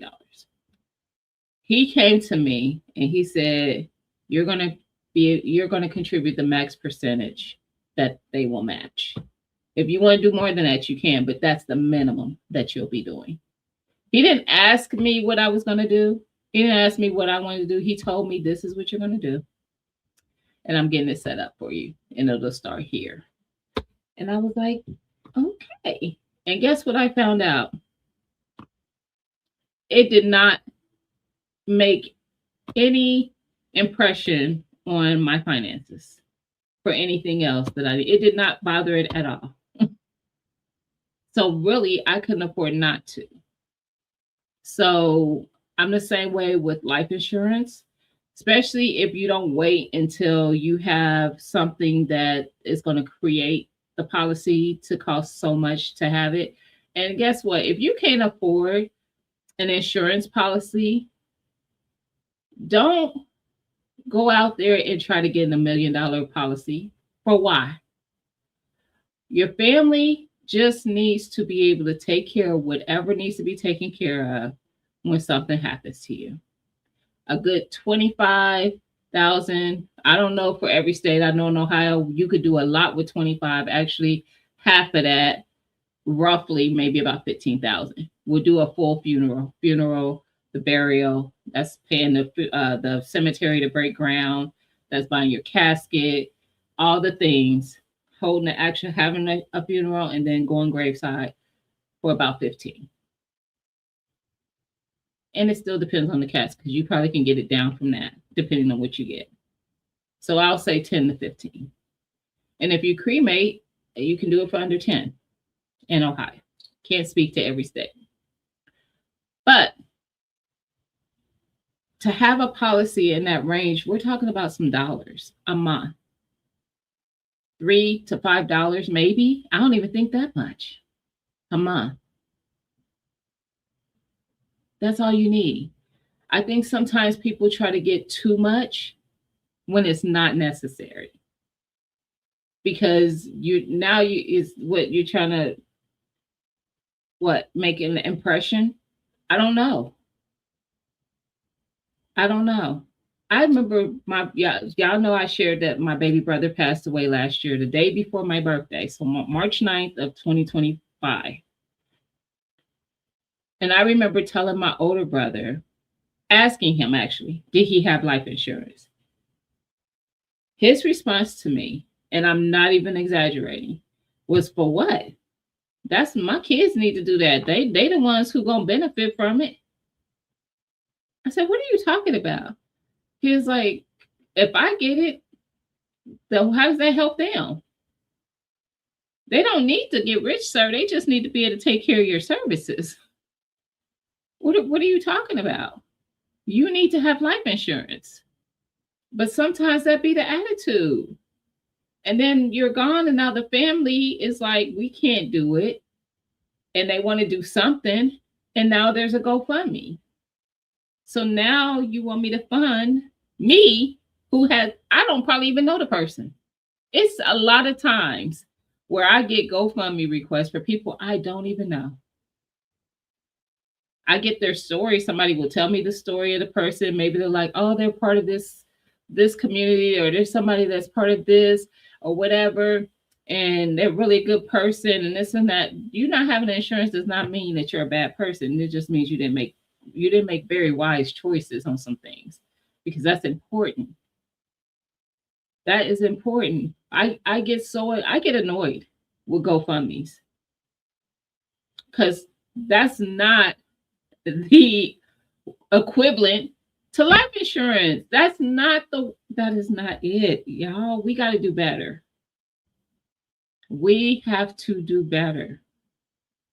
Like starting it at a younger age or before your health, because age can factor in how much you're paying too, but also waiting till you have health conditions, that's going to factor it. So now you may be paying a lot more for a small policy.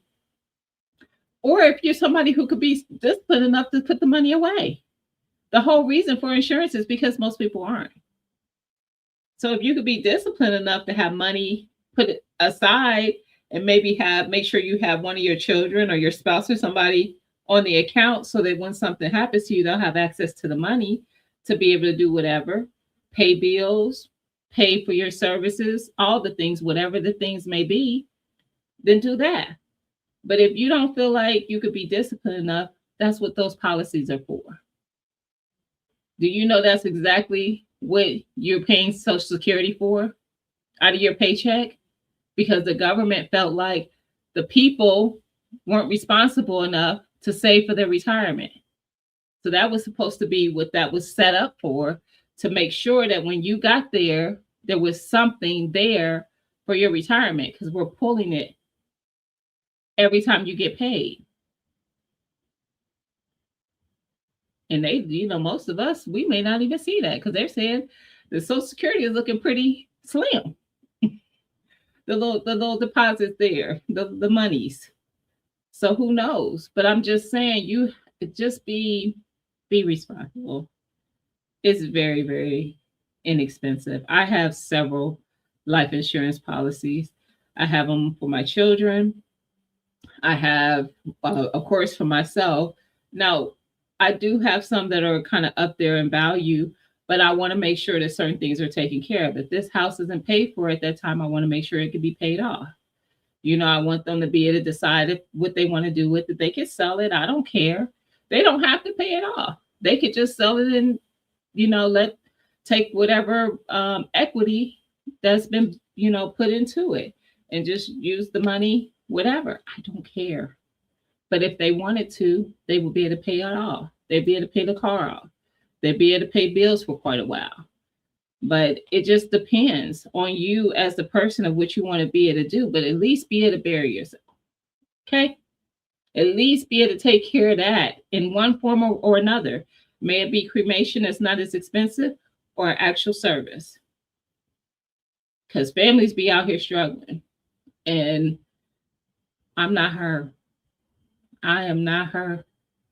If you didn't make the preparation, I feel for my older brother, because I'm like, I hope your baby's going to take care of it, because he got a lot of kids. But if they call auntie, I'm be like, what y'all working with?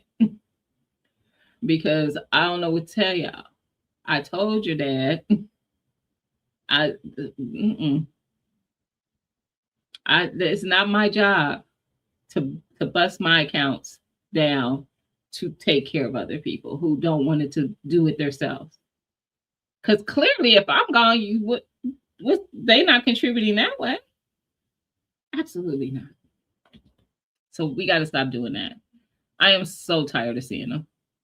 And I mean, I see them all the time. So I get exhausted. I'm like, this is not insurance. GoFundMe is not life insurance. It's not. It's not what we do. Y'all here living your best life. Like I'm gonna live my best life. I'm gonna have me a good time. I'm gonna get the things that I want. I work. I don't.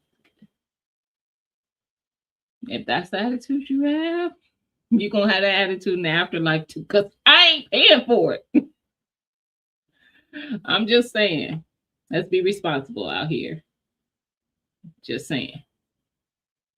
Cause listen, and see, just speaking, because this is what she do. She works in insurance. So she sees a lot. A lot. And when y'all buying these cars, get that gap insurance. I was so frustrated with my daughter. She took a picture of her gap insurance policy, the paperwork. She had signed it and everything. She took a picture of it and sent it to me, because I was like, you got to have gap insurance. There's no way you left that lot without gap insurance. She sends me a picture of the paperwork, and she's like, I signed it, but I never mailed it back. Girl. Be more responsible than my daughter. This time I didn't let her leave with it. I said, sign it here and give them the paperwork. Have that gap insurance. Gap insurance, for those who don't know, it takes care of that gap in between what that car cost you and how much equity you lost when you drove it off the lot, in overtime. So like maybe you spent $20,000 for the car and now it's only valued at $15,000, but you still owe $18,000. I'm just throwing numbers out there.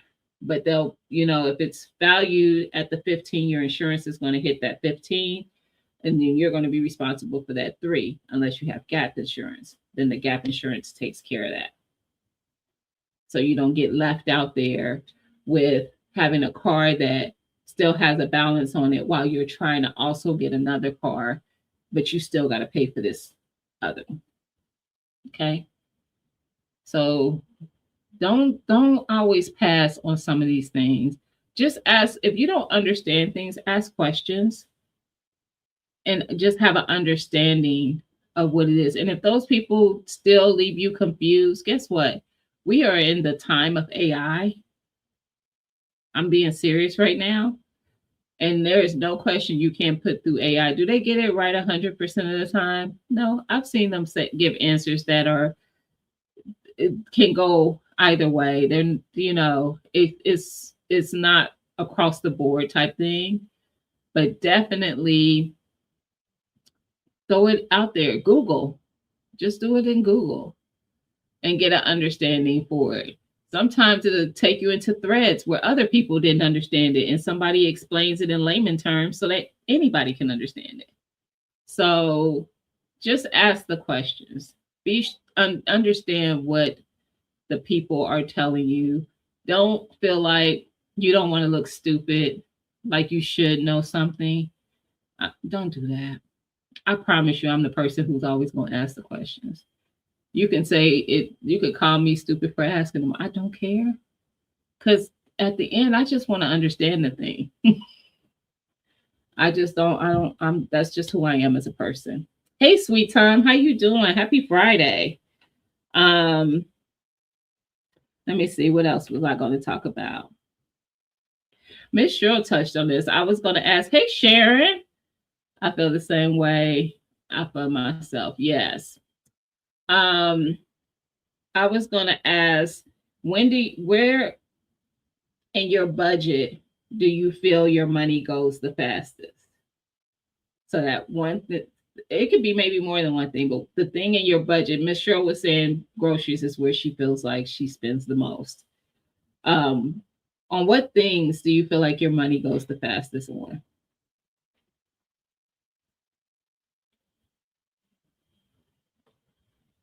For me, it just doesn't anymore. And I have a lot of hobbies, y'all. I like firearms. I love books. I love planners. I do artsy stuff like crocheting and painting. I like a lot of stuff. I did my budget many years ago. It was, I hate this because I have this thing that sits right on top of it where I can't read the full message. Oh, it was food. Mm-hmm. It'll get you. That was my thing when I first started. It's no longer, but it definitely was. I can tell you this. Last month, I don't even know if I spent $200 at the grocery store.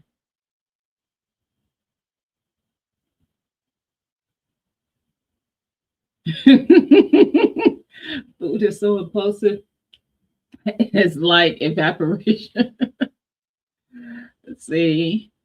Yeah, I don't spend, but what I do, I told you with my credit cards that I use. So I have one that's connected to my Costco, and I earn cash back for Costco with it. So every year in February, I get this certificate for what I got in cash back. And then I use that to stock my freezer up with a bunch of meat at Costco. I do that every year. I'm going to see where it's at so far this year. And that helps me a lot. That's less meat that I have to actually purchase with cash. So far, I'm at $82.37 in cash back for my Costco. And we are what? In May. So I got 7 more months. Yeah. I'll take it. So, and last year I got up to I think it's at 160 something. And I just take that and buy ground beef and chicken, and sometimes I'll get some roast. Whatever I can get, I'm gonna spend it all on meat. And then I stock my freezer up. I'll break it down if I need to, which I usually don't, except for the roast. And then I stock up my freezer. Yeah. I stay on plan and only spend one area if I delete something else. My experiences are where I spend the most: travel, firearms, and other hobbies. For me lately, I am with you, Siege. It's been travel.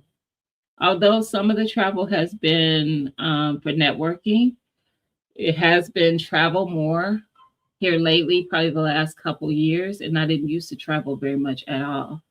So yeah, and it was firearms for a little bit, but it's always got something to do with a hobby for me. But I do budget for that, so it's not like I just spend out of anywhere. I like she said, stay on plan. I stay on plan. I know what I have to spend. I know that I'm going to want to buy books. So guess what? I'm going to have a budget for those things. And usually I just do one budget for everything of my hobbies. It's just one amount. And then that one is gone, it's gone. That's it. Problem with credit cards is they are depending on you to fail. Facts. We talked about that, sweet time. Very high quality research says you will fail at some point. Depending on who you are. I won't. I ain't gonna fail. Not even if I lost my job today, I still be able to pay my credit card off. But that's also because I don't spend a lot on my credit cards either. Like that. The one time that I did was when I bought like all new appliances for my home. So that I did rack it up quite a bit for that, but I had the cash. I had already saved up for the appliances, so I had the cash. I just wanted the points back on my credit card. So I bought them through my credit card and then paid it off. So I don't spend, and I mentioned that before, sweet time. I don't spend on my credit cards banking on money that's come to come. I spend on my credit cards because I already have the money. I have the cash. I could pay cash. I just want the perks. So I have the money already. So if I charged it today, I could literally, usually it takes a couple of days before it stops showing as pending. But once it shows as an actual transaction instead of pending, I can go in there right then and pay it because I have the cash in my account. And that's how I function with my credit cards. So, but they do expect you to fail. That is very much facts. My daughter had Gap and didn't realize she had it. I was so happy for her. Yes. Insurance. Try not to pay. I have to stay on now. Facts. Facts. And see, the upside is depending on the situation with the car, like some insurance companies are going to ask you, like, if they already know they're not going to pay it out at total what you owe, they'll say, well, did you get Gap insurance? Like your person you're talking to may ask, and then that gives you the clue to go look for it. Hey J3, happy Friday. I do the same, but those incentives are still a lure. They are. No, that's facts. That's why they have them. And it's not for everybody. Everybody does not have that discipline. I didn't always. So look, that wasn't always my testimony. I didn't always have the discipline to only use it when I had the money to pay for the item that I want. Now that's how I use it because I've learned better. When you learn better, you do better. That's why I try to share the information that I have, that is so that someone else can probably take that information and do better. I don't use credit cards, large purchases. I would do 6 months same as cash. I've done that in the past. I'll still do that even with credit cards. Sometimes you can still do the 6 months same as cash and you're charging it on your card. It depends on the credit cards. But yeah. I hope you pay those suckers off. It feels awesome to owe anybody anything. That's facts. Did I miss a comment? Oh, my goal is to pay off credit card by the end of the year. You can do it. You can do it.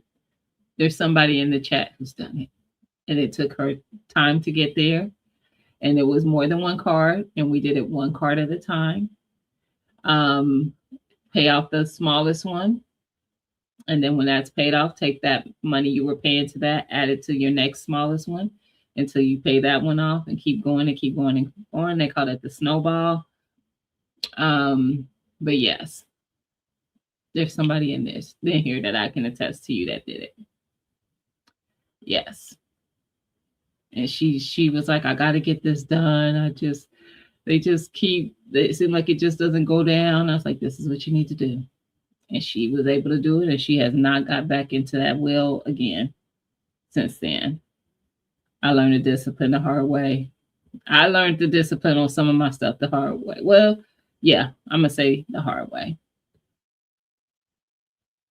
I absolutely did. Because it took time. Because like I tell people, the hardest part of budgeting, when you are not used to it, and I mean really budgeting, I don't mean that budgeting where you're kind of just like not really tracking everything. But when you're really budgeting, it's telling yourself no. It's telling yourself no. So, example, you've budgeted money for your hobbies. Say you budget a couple $100. I don't know. For your hobbies, say $200. That $200 is gone. You still got month left. Maybe you do $200 a month. You still got month left. You got like 2 weeks until you can get another $200, because there won't be another new month until then. You have to tell yourself no. I don't care if you can see that I can still get it because I could just do this. First of all, that thing gonna be there. It's gonna be there. Calm down. Everybody calm down. Tell yourself no. That is the hardest part. That is the hardest part. And I am not impulsive in my purchases. So most times I talk myself out of purchase. I be all excited about something and be like, I'm going to do it. I told you that with the truck. I was like, I deserve this. I work hard. I can afford it. Yeah, I felt like something was crawling on my leg. I thought it was a spider. And it could have been, but I don't see nothing. Anyway, I was like, I'm getting me a truck. I had told multiple people about this truck. I started looking at them prices, and I was like, y'all, it ain't nothing wrong with the truck I got. Y'all tripping. My truck is just fine. It goes when I want to go. She ain't giving me no problems. I don't know what y'all tripping. Them trucks was costing as much as my house did. Absolutely not. I ain't there yet. Do you want it or do you need it? Facts. Do you want it? And that, you know what? That's the best way to look at it. Is this a want or is this a need? And guess what? Just because it's a want doesn't mean it's a no. It just means it might be a not right now. But I want this. So now this is on my list of things I want. I do a wish list every year of things that I want to get or do or whatever. And then I might start putting money up towards that thing. I'm just saying, you want it and need it. We see. Unless you ain't got eyes, we see. Ugh. Who else is sick of seeing 2A in their Instagram scroll? Just me? Anybody else see the Venom he just got? Was it just I don't care. I'm a hater. I'm a hater. I'm okay. Want those prices bring you back to real facts. Indeed, you can get the truck. Just take a picture of it and print it. Listen, I did take a video. Remember, I posted it. It's look. If it's meant to be, it will. If it happens, it means it was meant to be. All that work I did for this truck in that Joker state. What? Cause listen, I was about to say the cost in having it, that's the other thing. With the gas prices the way it is, the truck would not move. My little bitty SUV is if I had put like 50 at a quarter, having a quarter tank to fill it up, it's still taking me $50+ to do so. What? What? I don't understand those prices. Like I've never. I'm just saying. Anyway, I'm just saying it's a lot. But keep those things in mind seriously. If you are really trying to get your finances in order, create a plan and then work at sticking to that plan. Create a budget, stick to the budget, and make sure you're tracking everything, all the things. Thank you, teacher. I appreciate it. Is it Tiff Alex? I like it. Hey, Analytic, happy Friday. But thank you. I agree. I think it is a very needed topic. I don't talk about it a lot. I don't want to feel like I'm kind of trying to drill stuff into people, but a lot of times I bring it back whenever a friend brings it up, and sometimes it's somebody who says, "Why you ain't talked about this in a while?" I'm like, "Okay, we'll talk about it," because I think sometimes the conversation reminds us that we need to tighten things up. Sometimes it's that. Listen, Sylvia, it hurt my feelings. I'll be happy to pay 50, but I'm paying. Yeah, that's because you're in a bigger truck. Teacher tip, Alex. Okay. Sylvia, I spend more at the gas pump at Costco than I did at the store. That part, I saw a line at Sam's Club. I was like, "Was yeesh." But yeah, it's rough. And like I said, I've been traveling more. So even just getting to the airport sometimes, depending on which one I fly out of, sometimes I'm an hour and 15 minutes out to get to that. It's crazy.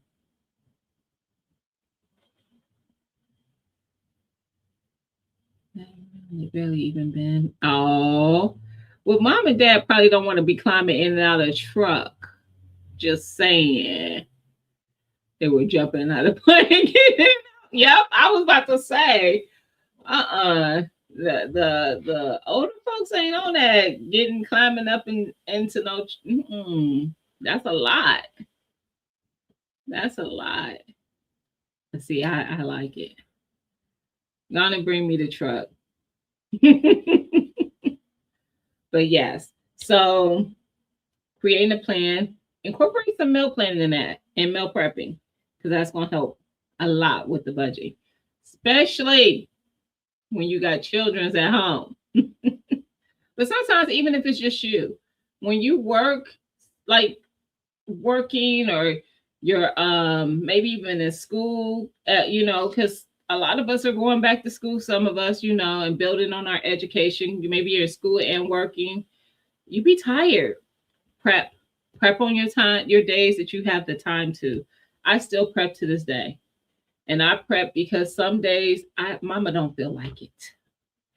Mama don't feel like it, but guess what? If I got to prep, I'd be like, I'm about to go get the lasagna out the freezer, my lasagna in the freezer that I put together. Cooks just like a Stouffer's. Put it in the oven. You ain't got to thaw it out, but I usually think ahead and have it in the fridge the night before so that it's a little less frozeny. And then I just have to put it in the oven.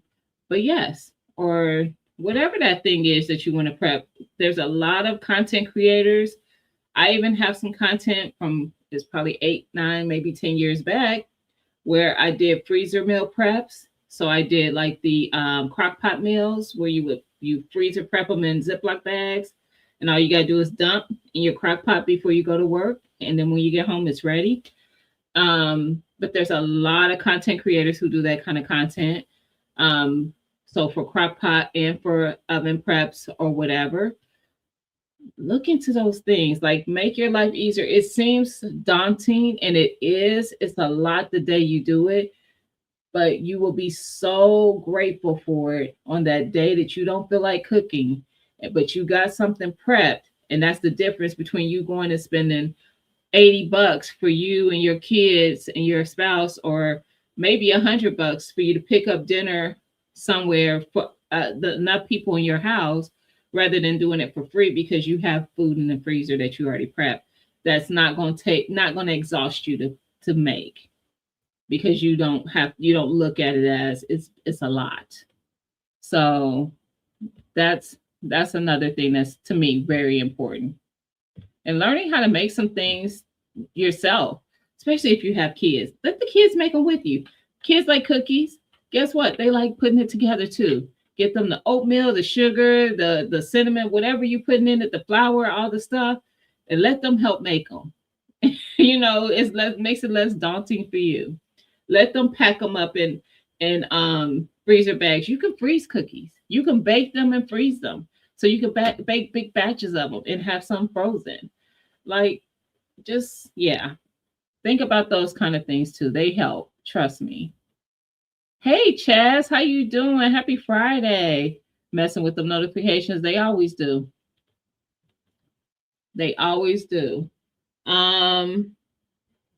If you're paying off debt, I said this earlier, paying extra.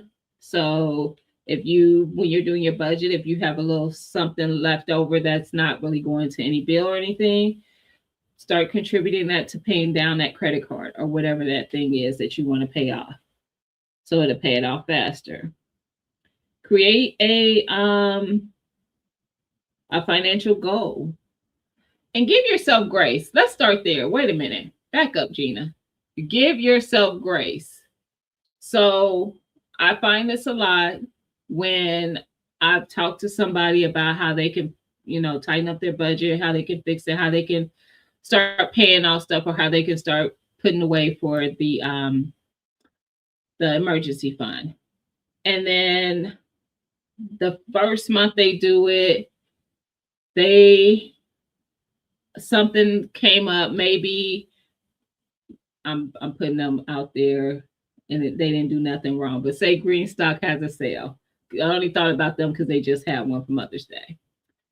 And you've been wanting to get one, and you're like, but I'm supposed to do X, Y, Z. But you go get the Greenstock anyway, and it blows your budget for what you were really supposed to do. Give yourself grace. You will get stronger to tell yourself, no, I have to wait to get that Greenstock as you go.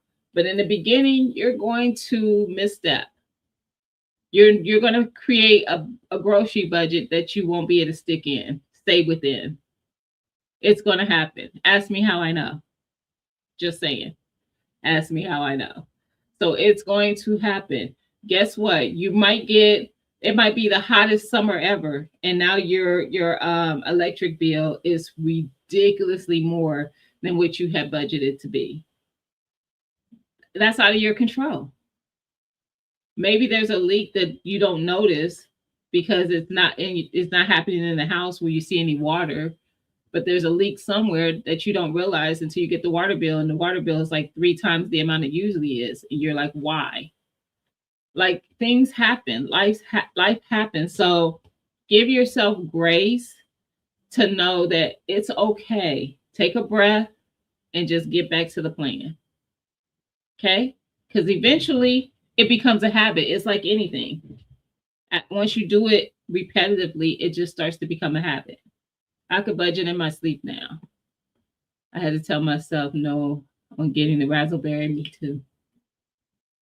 Me too. And I told myself no for more than one reason because I still want it to be less. Because that's who I am. We've talked about this. Should just hit checkout and close your eyes. See, Chaz, don't come over here doing that, getting people in trouble. Get behind me, devil. That part. That part. All right. So, and imagine or write this down so that it reminds you why you want to continue to work on this. Write down what financial peace will look like for you. Write that down. What does financial peace look like for you? Seriously. See, I'm never asking you, Chaz. I already got enough of you in my no. I already have people like you in my life that I cannot, and I don't ask them either, because they are not. They have me all messed up. YOLO. No, no, I'm not doing it. But definitely write that down and write down what it actually looks like. So you could write down the question and write down your answer of what that looks like and make that the goal that you want to achieve. For me, I didn't even make a goal of what it looked like for me, but when I got there, I know what it felt like. I know what it feels like. It feels like I don't worry. I just don't worry. And when I want something, I literally can decide, do I want it or do I not want it? And guess what? If I decide I want it, it doesn't hurt. It doesn't feel like, oh my God, I'm going to have to put that back. It doesn't feel like any of that. It just feels like I wanted it and I got it. And guess what? We're moving on.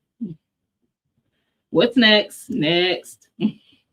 That's what it feels like. It feels like, I don't know, peace. That's what it feels like. It feels like peace.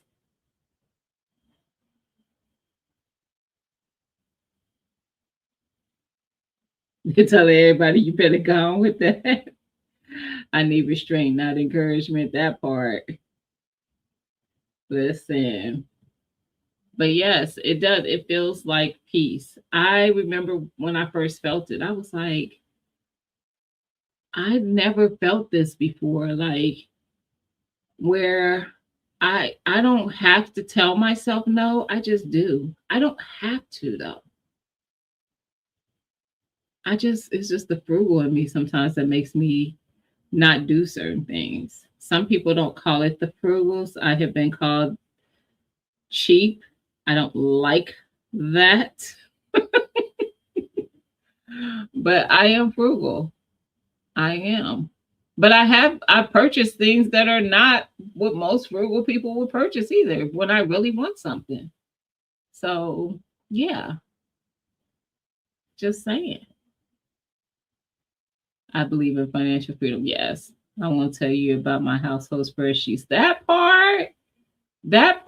Look, you can tell us all about it because, yes, although I do have some play funds and I play big. And I do too. I call it self care. I literally am, Gina is a line in my budget and it's called self care. And I budget my self care every month. And that money comes to moi. And I can spend on whatever. Self-care could be my books. Self-care could be a firearm. Self-care is usually always my nails are included in my self-care, and my hair. But it includes other stuff.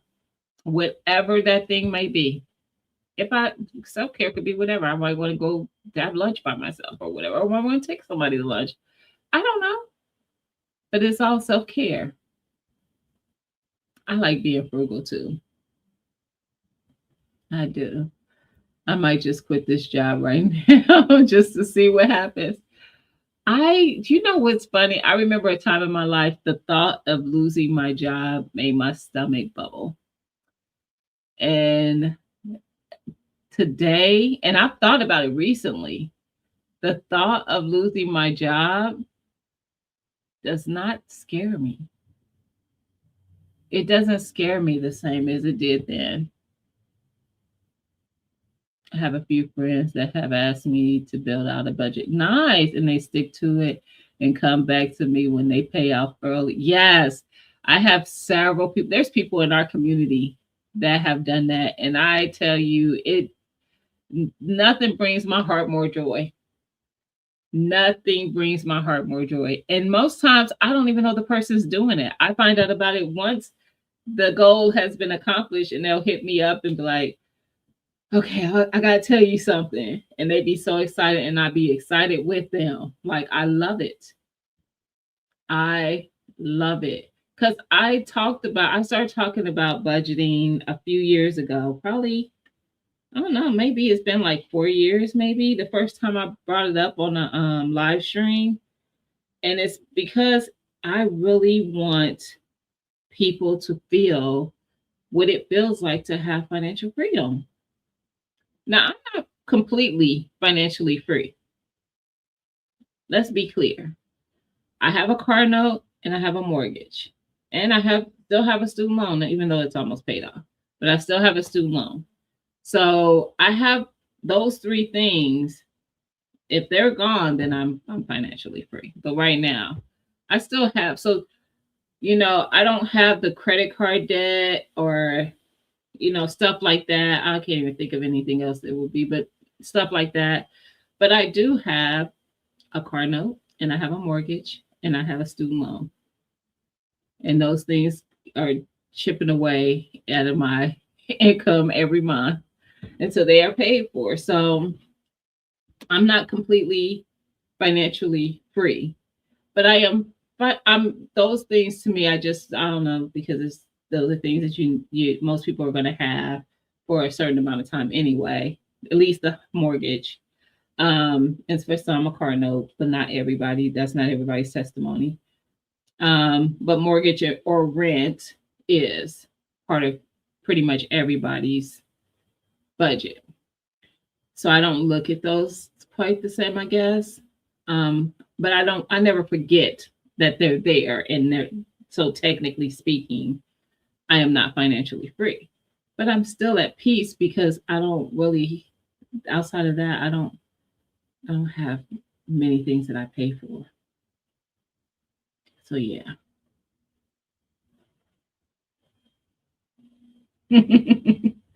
We'll get to budget. He asked me how I know. Pay yourself first. Facts. I agree. I agree. Everybody still wants to tie you up in their system. But with the time you spent working somebody else's plan, you can apply that energy to plan for yourself. Facts.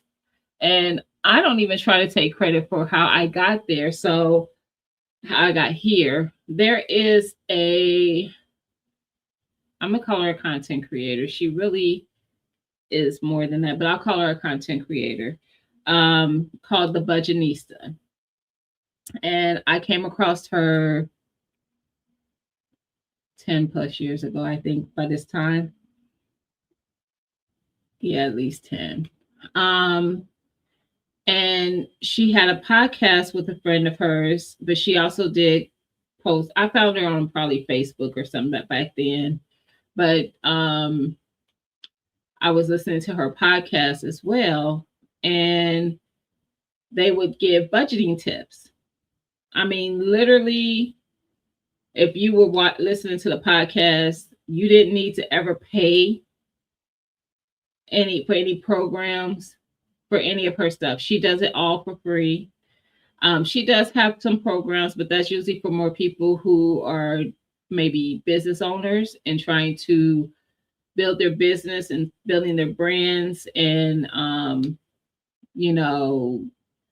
dealing with credit with that and all those kind of things. But budgeting in itself, she gave away the free 99. And I was tuning in all the time, just taking in the information and trying to apply it. And that's how I got there, is listening to her, taking in the information she was given freely. And one thing she talks about, even in the podcast, she's like, each one teach one. So now once you get it, you take what you got from what I gave you, and now you pay it forward. And that's all I want to do. So I pay it forward. But that's where it started at for me. So now I'm just paying it forward. And if someone else can learn from it, and it helps them to get to a more financially free space, that brings me joy. I'm debt free, only utilities. I still budget like I have. And that's a good thing, Sylvia. That's where I want to get to. I'll be there, though. I'll get there. Just being free from credit card debt is a huge step. Absolutely. Absolutely. 100%. Because that, I'm telling you, credit cards are the ultimate devil. And I feel like probably 80% of Americans, excuse me, just have no proper direction when it comes to credit cards. So most people get hit up in college, especially college students, who are the brokest Americans ever. Usually at least the first couple years of college, but most of them the whole time they're there. Because you're in school. And yet you're giving me a credit card that I'm going to pay how? Because I'm not working, I'm in school. Okay. That's all I'm saying. So it starts there. And not everybody gets hit in college, but guess what? If you're 18 and you're in a store and you're buying something, even at our age, if you go into a store to purchase, I don't care what store it is, Old Navy, Macy's, whatever. When you go to check out, I don't know a store that don't ask, are you interested in applying for our blah, blah, blah credit card? Target, I don't care what store it is. Why are y'all selling me credit cards? Kohl's, they all do it. I'm just saying. And it's a trap. If you don't know how to responsibly use credit cards, just don't. It's just going to save you stress. It's going to save you stress because there's nothing, you're not the problem. You can't utilize something without all the knowledge on how to do so. And it's not freely given most times. Unless you're watching somebody like myself or Budgetnista or somebody else who talks about this stuff. Because they don't want you to know it. Lala, hey sis. Happy Friday. They used to give instant credit, definitely a trap. Facts. Save 50, that part.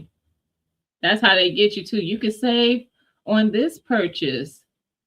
You'll be able to save it right now.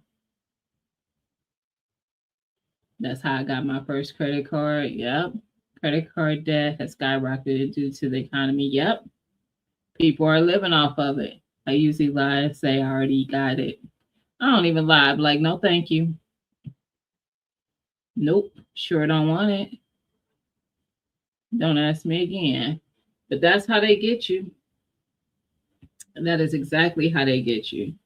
They tell you what you'll get by doing so. They walking around the store following and harassing. Facts.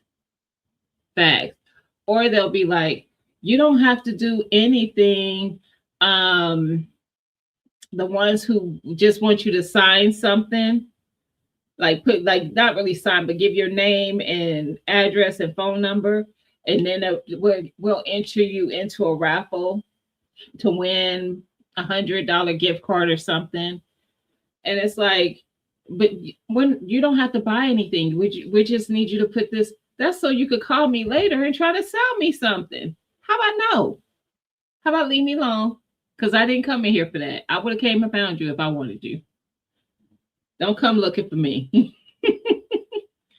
A lady asked me today at Lowe's, listen, every store does it. It's not just one. I'm not knocking nobody's store.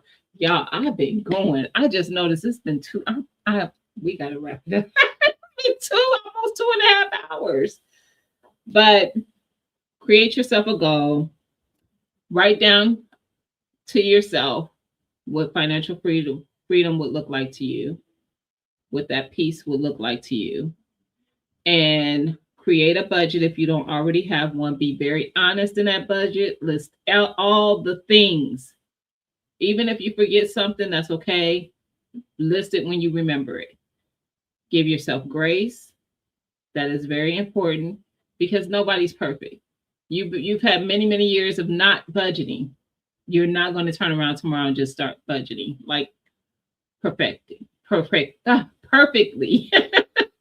There's going to be some hiccups along the way. Get a savings, create a savings. If you start with that $1,000, that's just the start. Trust me, you're going to keep going and just keep going. Okay? Have that money set to where you have something comes up in your life and you don't have to stress about it. You're like, how much is it? Just let me know what it is. Send me the bill and you can take care of it. Get there because life's going to happen. Whether you're ready for it or not, life's going to happen. So how about be ready for it? Stay ready so you ain't got to get ready. Okay? Okay. Save $20 if you stay on this live. 30 more minutes. I'm terrible. But I hope y'all have a great weekend. I just wanted to talk about this. I wanted to get this in everyone's spirit. I really, really, really hope that if you are somebody who may be struggling with your budget, struggling with your finances, that you take the time to really implement some of the things I talked about. I think it will be very helpful. And you don't have to talk about it, but I hope you implement it and start making some changes to create that peace in your life because there's nothing like it. I promise you. Thank you guys. I appreciate it. And I'll see y'all in these YouTube streets tomorrow. Chaz will be live at 8:00 a.m. Eastern time. Urban, you still in here? You going live? I ain't seen you in a minute, sis. Look at me trying to call her out. Let me know if you plan on going live. 2A in LA he won't be live. He has a premiere at 10 a.m. Eastern time. He's actually Pacific, so it'll be 7 a.m. Pacific. Auntie Ellen will be live at 6 p.m. Eastern time, 5 p.m. Central. She's Central. Thank you, Teacher Tip, Alex. I'm so glad you stopped by. I'm so glad you enjoyed it. And I thank you for putting input in on the conversation. I really appreciate that. And if you have anything you can share that could be helpful in the conversation, I do not know all the things. I just talk about the things that I've learned and done along the way, but I do not know all the things. And I try to keep it very in a very practical and regular type space so that's understandable. We ain't got to talk about each other. We all just living in this world and we're just trying to be at peace and not be stressed all the time. Like, let's breathe. But thank you for hanging out with me this evening, all three of me. So you will be 9-ish. So she said yes, we going live. So Urban goes live about 9 a.m. Probably like 9:05 Eastern time. Okay, so Chaz 8 a.m. Urban 9 a.m. 2 in LA, 10 a.m., and then Auntie Ellen, 6 p.m. Those are all Eastern. Figure it out if you're in another zone. All right, everybody. Have a great weekend. Thank y'all for hanging out with me, and I will see y'all in these YouTube streets. See ya. What's the name of the book we supposed to be reading? I, Medusa. I, Medusa by Ayana. Is it in here? I forget Ayana's last name. I don't know if that book is in here or not. Anyway, I, Medusa. See ya.